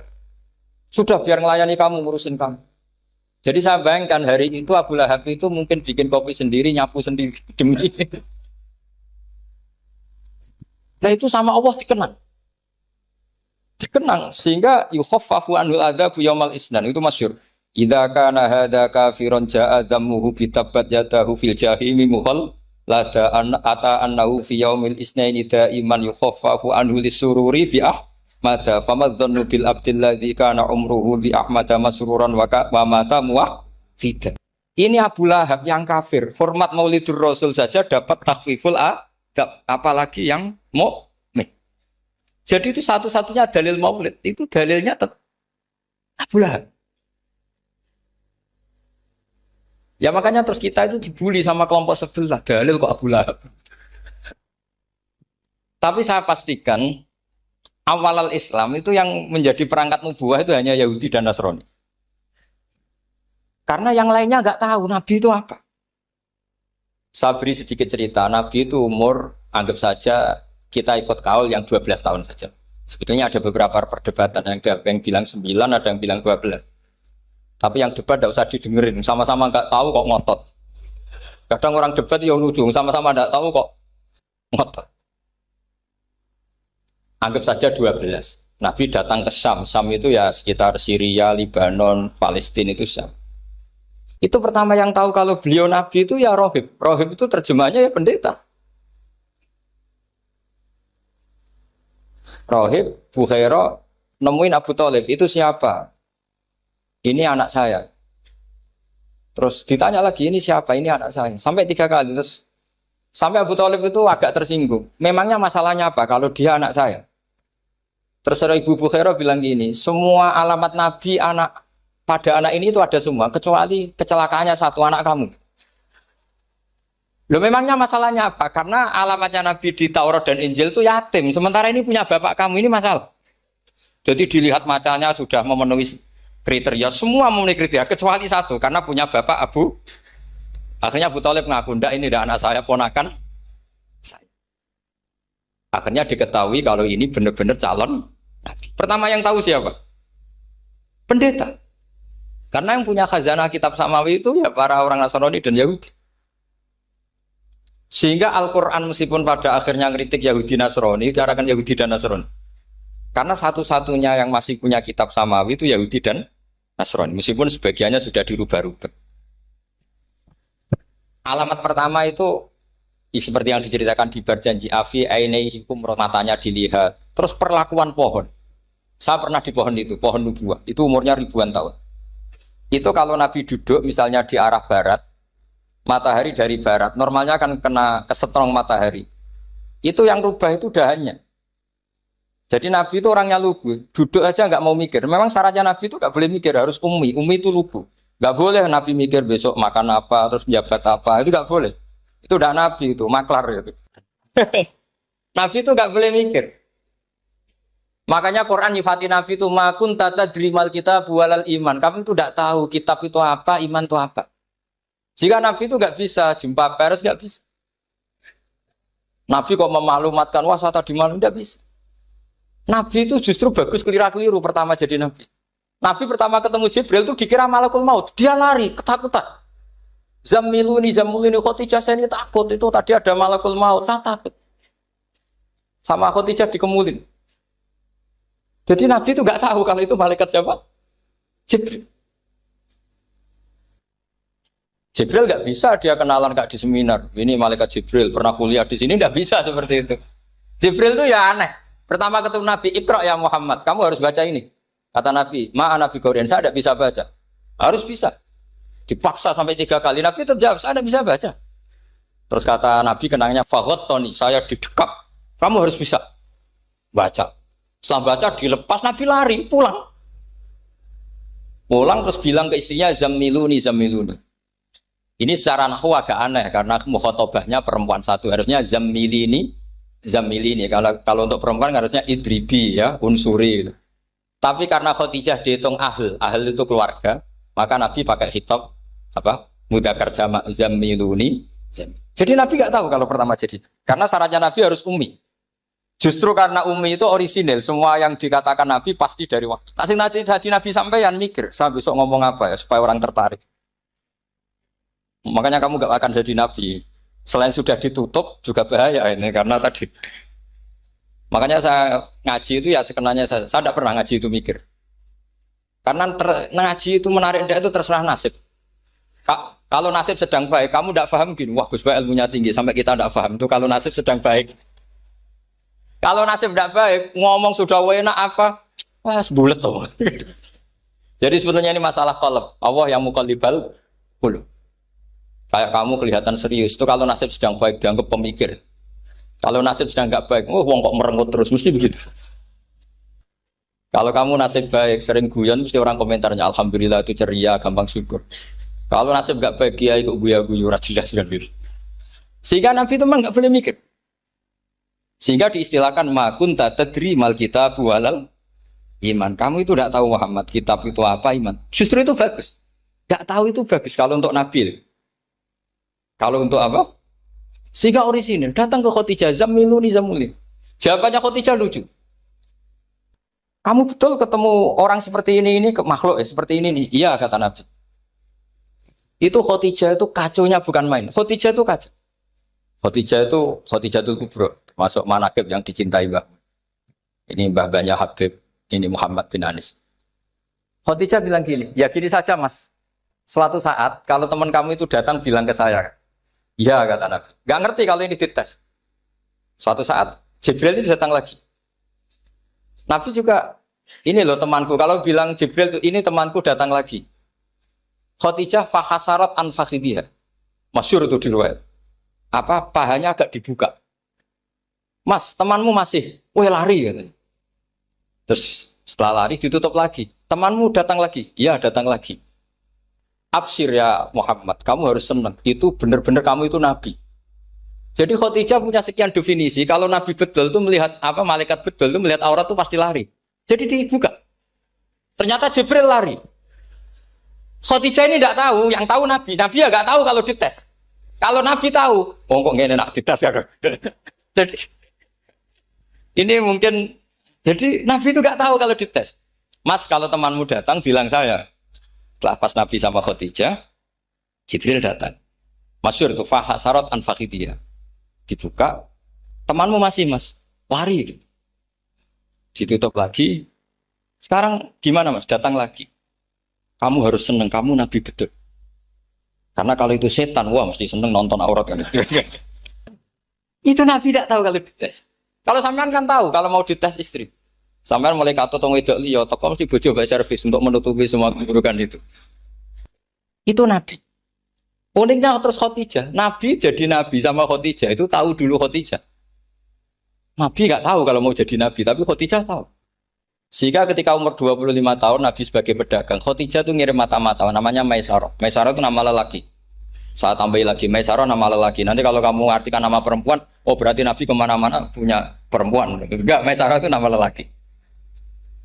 Maisarah dikirim Khadijah. Terus gimana Muhammad di perjalanan?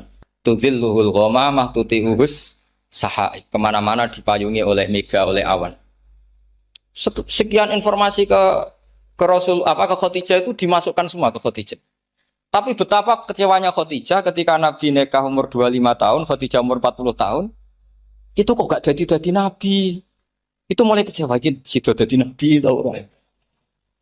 Makanya ketika tahun ke-40, berarti Nabi umur 40, cerita ketemu tadi Jibril, sebenarnya Nabi gak tahu itu Jibril, gak bilang Jibril. Itu Khadijah senangnya bukan main. Karena apa yang dibayangkan dia terjadi. Fa wa la yuzika wa abadan innaka la tasilur rahim wa tahmilul kalla wa taksibul maqdud wa taqridu fa wa tu'inu ala nawaibil haq. Lah bahasa Pak Said Akil, syarat jadi rais Suriah harus hafal katanya gitu. Sonono syaratnya jadi ulama. Saya ini jadi ulama sebelum di NU. Banyak kata Mbak Mun dulu guyon kiai ono loro, ono kiai sing ning NU, berarti kiai sik lagi ning NU. Ono sing kiai NU nak gak pengurus NU ora dadi kiai gitu. Itu guyonannya Mbak Mun. Akhirnya Khadijah itu sempurnanya bukan main karena pernah ragu 15 tahun.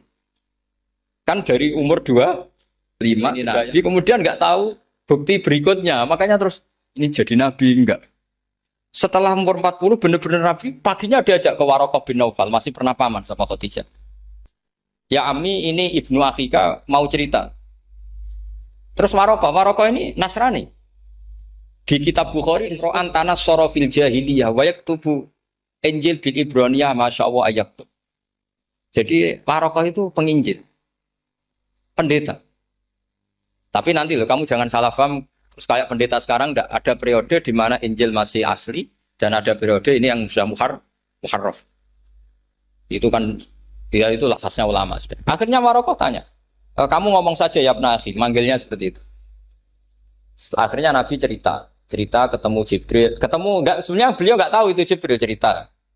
Terus kata Waraqah, hadan namus alladzi ja'a bi Musa. Masih pakai bahasa namus, hadan namus alladzi ja'a bi Musa. Itu namus semacam malaikat yang mendatangi Musa. Terus uniknya Waraqah bilang gini, wa iyudrikni yaumuka ansuruka nasron mu'azzar. Andai kan saya menemukan hari ketika kamu jadi nabi, akan saya bilang mati-matian. Kapan itu, paman? Khina yukhrijuka kaumu, ketika kamu diusir oleh kaum kamu. Nabi sebagai orang baik, makanya GR jadi orang baik itu ya boleh. Nabi sebagai orang baik itu tanya, awamu khrijiyahum. Kalau kiai mana nih, awamu khrijiyah ono ta iku wong sing ngetono ingsun hum utai kaumi. Masa saya nanti diusir kaum saya? Saya ini termasuk keluarga terhormat. Perilaku saya baik. Masa saya nanti diusir?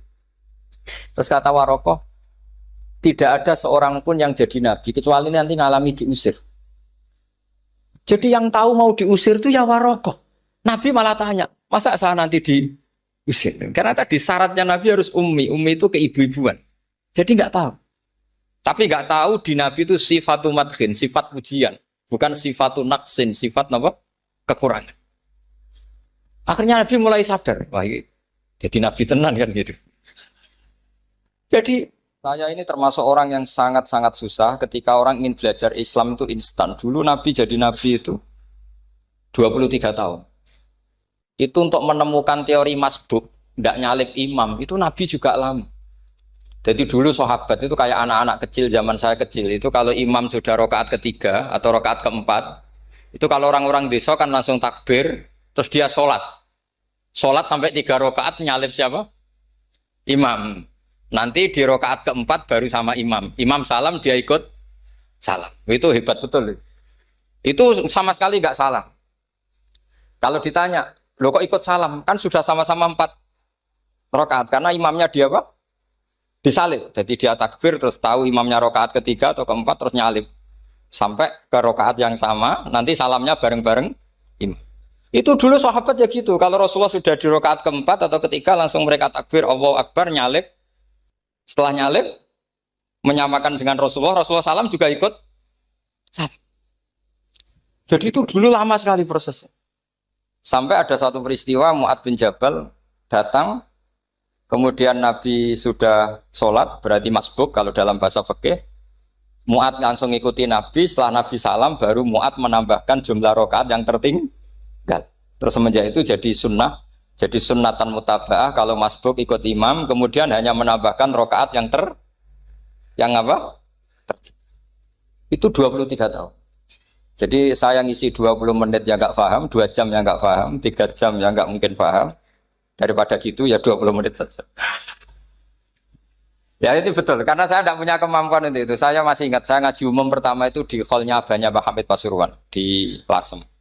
Kedua di Pak Hamid Pasuruan kemarin. Terus tadi di Kiai Robah Maksum, itu ajudannya 3 kali ke saya tidak mau. Kiai Robah datang sendiri, sudah sepuh dituntun. Saya ini agak-agak soleh lah. Kalau sama orang sepuh itu pengapesan. Masih ingat lah aturan mainnya laisa minna walam yarham saghirana wa yuwaqqir haqqa kabirina. Tapi yang sepuh betul kayak Mbah Jamal itu sepuh betul. Ada sepuh gaya-gayanan enggak mau. Karena memang Mbah Jamal itu besanan sama saya. Mbah Sahal itu misanan saya, misanannya Mbah saya. Terus dapat Mbah Nafisah ya keluarga sini. Saya teruskan, kalau Mbah Robah itu faktornya sanad. Robah bin Maksum. Maksum ini muridnya Mbah siapa itu? Fakih, Mas Kumambang. Mbah Zubair dulu ya ngajinya sama Mbah Fakih apa? Mas Kumambang. Kemarin seminggu yang lalu saya di Pondok Termas, ya faktornya sepuh. Karena sanad saya Mbah Mun, Mbah Zubair, ke Fakih Mas Kumambang. Kemudian Mbah Mahfud apa? Termas. Maka berjanji itu kitab yang masalah madaih itu bagus secara tarikh. Jadi kita madaih itu beda-beda. Ada yang kayak Habib Ali. Habib Ali itu lebih ke isek. Isek itu berontok. Jika saya suka baca Simtud Duror itu kalau pas isek, pas berontok. Berontok itu ya pas kangen Nabi, biasanya saya wudhu terus baca Simtud Duror. Itu pas isek. Tapi kalau saya ingin baca sejarah, suka berjanji. Kalau Habib Ali jelas isek. Yang duriannya sekarang di Solo, termasuk Habib Muhammad bin Husain bin Anis bin Alwi bin Ali yang punya Simtud Duror. Jika kalau beliau baca sholawat ya sholatan yattasilu biha ruhul musalli alaihi fayam basitu fi qalbi siru nuri ta'aluki bi wa hubbi fayuktabu biha bi inayatillahi nabu fi hisbi. Kalau berjanji enggak, dia tahu problem utama Nabi itu nasabnya, karena beliau orang Quraisy, orang jahiliyah yang dikira enggak punya darahnya Nabi Ibrahim. Maka beliau pertama ngarang diantaranya wa ba'du fa'aqul huwa Muhammad bin Abdullah bin Abdul Muttalib wasmuhu Syaibatul Hamdi Khumitat Khisalusaniyah. Saya pastikan Muhammad cucunya Abdul Muttalib. Dia yang punya pintu yang mau masuk ke Ka'bah, namanya Babu Bani Syaibah. Itu nama lain dari Abdul Muttalib. Terus diteruskan. Abdul Muttalib bin Hasyim terus sampai wa adnanu bila raibin idadzawil ulubin nasabiyah ila dabihi Ismail nisbatuhu wa muntah. Karena berjanji ingin ngomong, ingin memaklumatkan, ini Muhammad. Kamu kira orang mana? Beliau adalah turunan Ibrahim. Kayak apa alimnya yang ngarang berjanji? Ya, saya berkali-kali ngomong di mana-mana. Lah berjanji itu nasibnya kurang baik. Dibaca bahasa Arab, yang baca nggak paham, yang dengar nggak paham. Akhirnya kubu sebelah dianggap baca mantra. Nah, terus dihukumi bid'ah kan? Coba kalau itu ditulis bahasa Indonesia. Nasab Muhammad. Dia punya bapak Abdullah, punya mbah Abdul Muttalib gini-gini. Paling kubu sebelah tidak akan bilang bid'ah. Mesti ngomong ini buku sejarah. Jadi gara-gara bawa bahasa Arab, sing maca ora paham, sing nyenggaki ora paham, terus koyok mantra. Sing kritik yo luwih ora paham. Sudah akhirnya.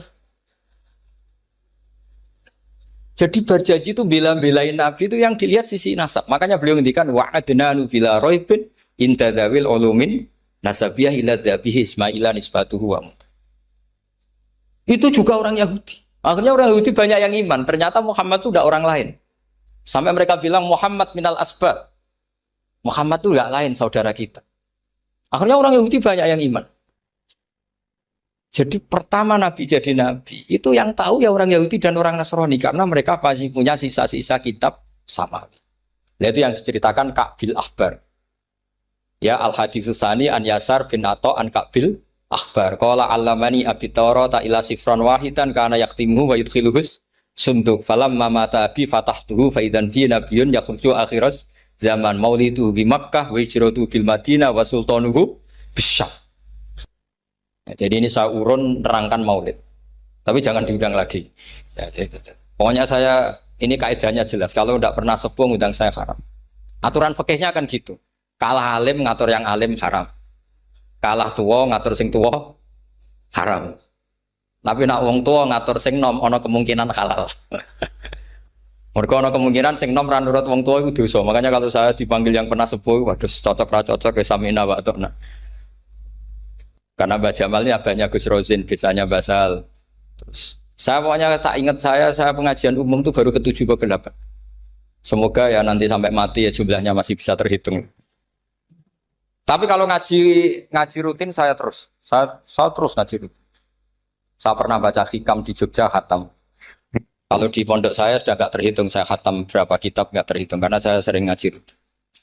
Sehingga Diba itu kitab kesayangan Habib Ali. Habib Ali sebelum ngarang Simtud Duror itu beliau nginduk kitab apa? Diba, masyhur. Jadi saya ulang lagi ya, kalau Diba sama Berjanji lebih ke tarikh, kalau Habib Ali ke Isyak, semuanya baik. Saya baca Habib Ahmad Al-Habsyi Pasuruan pernah tak tanya, kenapa kalau Maulid baca tiga-tiganya? Ben gak asobiah, Gus, ben keduman kabeh. Saya itu setengah hafal semua, tiga-tiganya setengah hafal. Berjanji cerita, Al-Hadis Susah, Diba yang ini Diba, Al-Hadis Susani an Yasar bin Ato an Kabil Akbar. Kata Kabil Akbar, saya ngaji sama bapak itu, Taurat itu khatam. Tapi saya itu iskal itu janggal. Kenapa ada satu lempiran yang nggak diajarkan? Disimpan fisunduk. Jadi orang Yahudi itu ada baiknya. Mestinya kalau mangkal kan dibakar supaya hilang jejak. Enggak. Karena Yahudi itu ada unsur nubuah. Karena babanya Yahuda bin Yakub bin Ishak bin Ibrahim. Tapi Yahudi yang orisinal ya. Saya berkali-kali ngaji bilang Israel itu kalimatu madkhin, pujian. Sehingga Israel disebut wa ani faddaltukum alal alam itu Israel yang bani karena ada gennya Nabi. Kalau Israel yang sekarang itu nation, sebuah negara. Mereka ada yang Zionis, ada yang turunan Eropa, Amerika, terus Islamofobia. Itu beda Israel yang negara dengan Israel yang bani. Kalau yang bani itu ada unsur gen para apa? Nabi, sehingga ya bani Israel. Tapi kalau Israel sekarang nama sebuah negara. Sehingga ketika Allah bilang ya bani Israel itu khitabnya pada penduduk Medina. Kenapa? Karena penduduk Medina zaman itu banyak yang keturunan Nabi Ibrahim alaihis salam. Jadi Israel di Quran itu bukan nama sebuah negara, nama sebuah turunan. Sehingga disebut ya bani Israel, he anak turune Israel. Kita tahu Israel nama lain daripada Nabi Yakub bin Ishak bin Ibrahim. Ya karena memang saya nekuni ilmu. Kalau tadi yang Banjari kan nekuni suara. Jadi suaranya bagus. Itu kalau nggak ditopang al-jamalul akli, logikanya juga bagus. Itu bahaya, nanti orang mau nyanyi tok. Nah ini tak bantu. Tadi ada al-jamalul sauti, kebaikan secara suara. Ini tak bantu al-jamalul akli, kebaikan secara makna. Ya mestinya keren al-jamalul akli, karena al-jamalul sauti itu penyanyi dangdut bisa. Jadi semua penyanyi bisa kalau suara bagus ya. Tapi kalau maknanya Diba itu kalau tidak orang alim tidak bisa. Wes tuku terjemahannya tetap paham, rapakat itu. Saya teruskan. Falam mama tabi, orang Yahudi itu dia benci kok naskah itu tetap disimpan. Terus kata Kabil Akbar, falam mama tabi fatah tuhu, ketika bapak saya meninggal, kotak ini tak buka. Faidan fihi nabiyun yakhruju akhir zaman. Di situ ada keterangan bahkan akan ada nabi yang keluar akhirat. Mauliduhu bi Makkah wa hijratuhu bil Madinah wa sultanuhu bisyam. Kerajaannya itu di Syam. Bareng Kabil Akbar ini sebetulnya menangi Rasulullah SAW. Tapi dia nggak mau iman. Karena Nabi itu nggak lengkap menurut dia. Ini Muhammad sudah benar lahirnya di Mekah, wafatnya di Madinah. Tapi masih kurang satu, wa sultanuhu bisyam. Zaman itu Syria, Libanon, Palestina masih di bawah pasukan salib. Pasukan Nazaret. Sehingga dia mikir, katanya kerajaan Islam ada di Syam, ini kok Muhammad nggak jadi raja di Syam. Sehingga dia menunda imannya. Yu'akhiru Islam. Bareng era Sayyidina Umar, beliau bisa menaklukkan Baitul Maqdis. Terus dia iman. Makanya imannya Kabil Akbar itu era Sayyidina Umar, karena sudah masuk definisi ketiga wasultanuhu bisyam. Kerajaannya Nabi ada di iman. Sekali iman langsung pinter deh. Wong sedurunge baca kitab Samawi banyak. Sehingga Sayyidina Umar kalau mau tanya kitab Samawi ya tanya Ka'bul Ahbar. Karena beliau itu Nabi sudah benar maulidu bi Makkah, wa hijratu bil Madinah, wa sultanuhu bisa. Rasulullah ketika wafat atau intaqala ila rafiqil ala itu belum menangi Islam naklukkan mana Palestina. Tapi Nabi itu kasef. Nabi itu nak kasef itu ya lucu. Makanya kalau ada kiai lucu itu ya anggapnya niru Nabi. Nabi itu lucu. Ada sahabat itu gak pati ganteng, pendek gak pati ganteng. Namanya Surakoh. Itu digojol sama Nabi. Surakoh, bagaimana kalau kamu suatu saat itu pakai tas itu apa? Mahkotanya Raja Syam, Raja Kaisar. Ya Surakoh ya dianggap Nabi guyon gitu aja. Nabi guyon aja itu. Singkat cerita, suatu saat Umar itu mengalahkan kerajaan itu. Kaisar itu dikalahkan Umar. Saking takutnya lari, mahkotanya itu jatuh. Jatuh disaksikan Surakoh. Terus ingat, dulu Nabi pernah ngendikan itu disuruh pakai saya. Akhirnya sama Surakoh dipakai. Ya tetap orang ganteng, orang ganteng. Padahal sudah pakai mahkota guys. Karena setelah dipakai, kata Umar, ikhla'ha. Itu dicopot. Mau saya pakai untuk Baitul Muslimin, untuk Baitul Mal. Kata Surakoh, bukankah Nabi ngendikan kalau ini yang pakai saya? Jawabnya Umar, innama yaqulu Rasulullah lital bisaha, walam yaqul litam likaha. Kata Nabi hanya ngendikan kamu disuruh pakai, tapi tidak disuruh memiliki. Kayak apa Rasulullah kasefnya? Itu kata orang-orang yang pernah ke Turki. Saya belum pernah ke Turki, tapi saya hafal hadis sahih ini. Itu ditulis di masjid Turki itu, lataf tahunnal Konstantinia. Kamu akan bisa mengalahkan pasukan Konstantinopel. Itu dikalahkan setelah 1000 sekian tahun dari wafatnya Nabi. Kayak apa kasefnya Nabi? Karena Nabi wa ma yantiqu anil hawa in huwa illa wahyu. Coba kalau Nabi kayak pengamat, ngomong apa yang kira-kira terjadi? Wah itu kan mesti keliru semua karena berdasar akal. Tapi kalau Nabi berdasar apa? Kasef. Kasef itu satu apa? Kenyataan yang dipertontonkan Allah Subhanahu wa taala.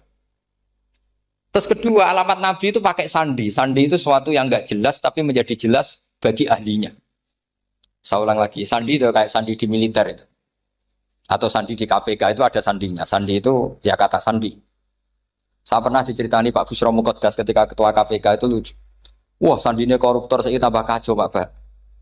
Itu kalau bilang uang, itu kalau yang kemarin rame kan apel Amerika sama apel Malang. Kalau apel Amerika berarti US apa? Dolar, kalau apel Malang berarti apa? Setelah KPK tahu sandinya diganti Ustadz.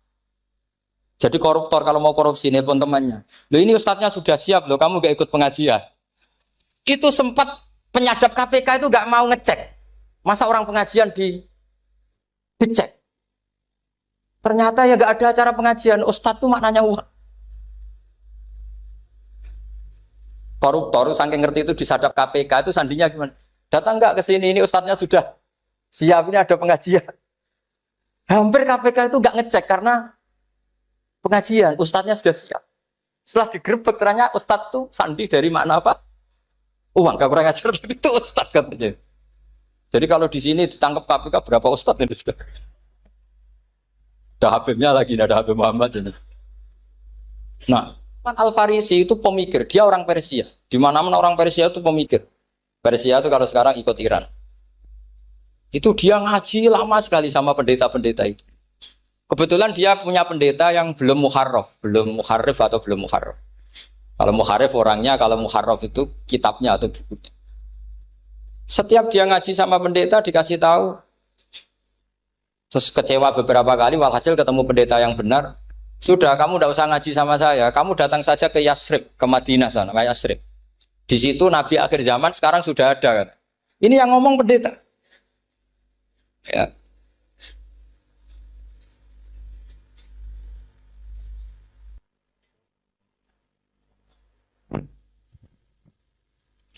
Ya terus sandinya itu 3. Itu aneh semua sandi. Sandinya pertama layak balus sodako. Lalu saya tahu kalau itu Nabi gimana? Pas itu posisi di Babylon. Babylon itu sekarang ikut Irak. Babylon itu ikut Irak. Dia orang Persia, kira-kira sekarang Iran. Terus dia kerja di Babylon, kalau sekarang ikut Irak. Makanya ada yang cerita Nabi Ibrahim itu orang Babylon, berarti orang mana? Irak. Kemudian pindah ke Syam, kemudian sempat hidup di mana? Makkah. Akhirnya datang. Beliau di Babylon diceritain. Terus beliau miskin. Terus ada kafilah dari Yasrib, dia bilang, saya siap jadi budak Anda, asal saya dibawa ke Yasrib. Akhirnya Salman jadi budak. Jadi budak, dia di Yasrib jadi budak. Demi penelitian tuh dia jadi budak. Padahal dia orang pinter sekali, namanya Salman Al-Farisi. Setelah jadi budak, dia di Yasrib. Suatu saat dia kerja dapat ujroh. Ujroh itu upah. Datang ke Rasulullah.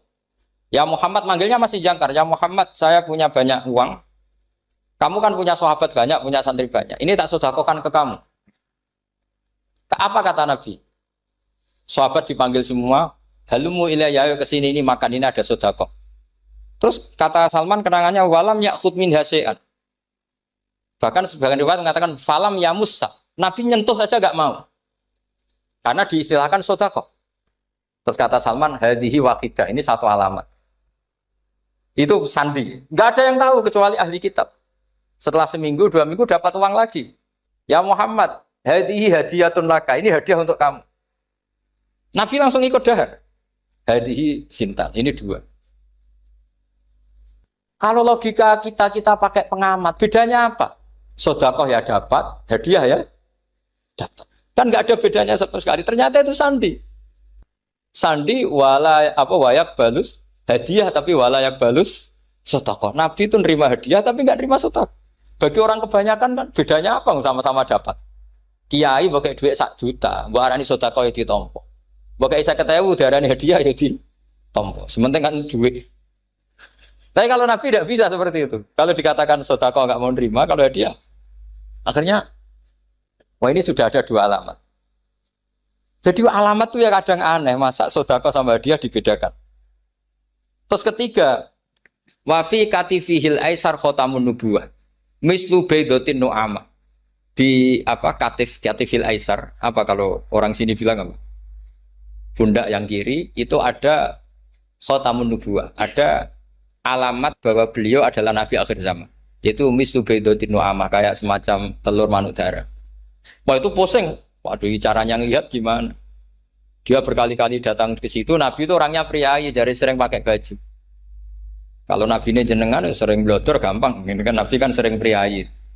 Tapi nabi itu memang unik. Ketika Salman ke situ pas beliau mau wudu, biasanya nggak pernah pakai buka baju. Nabi dibuka bajunya. Pokoknya Salman fa'aqab ba'alaihi. Bersungkur di depan Nabi kemudian mengatakan aman tu bika ya Rasulullah. 3 lah. Lagi-lagi 3 itu juga didapatkan dari ahli kitab. Makanya di awal-awal Islam itu ahli kitab itu luar biasa. Meskipun akhirnya di akhir-akhir masalah karena banyak oknum yang mentahrif itu. Jadi saya mohon ilmu-ilmu seperti enggak boleh hilang. Jangan mentang-mentang orang Yahudi Nasrani sekarang sudah muharraf, kamu terus anti sama sekali. Tetap ada sisa-sisa samawi. Karena mereka masih megang kitab apa? Samawi. Jadi kita fair saja. Yang salah ya salah, yang benar gini apa? Benar. Makanya saking fairnya Nabi, ini harus ditiru oleh semua orang NU, orang Muhammadiyah, orang apa saja. Nabi itu kalau menghormati satu ilmu itu luar biasa. Kata Sayyidina Umar, saya ini punya naskah banyak Taurat karena naskahnya menarik ya Rasulullah. Ada sahabat lagi cerita begini-begini. Jawabannya Nabi apa? La tusaddiquhum wa la tuka. Alhamdulillah, itu dia kajian dari Gus Baha. Semoga bermanfaat dan kita mendapatkan barokahnya. Amin. Dan sekian, wassalamualaikum warahmatullahi wabarakatuh.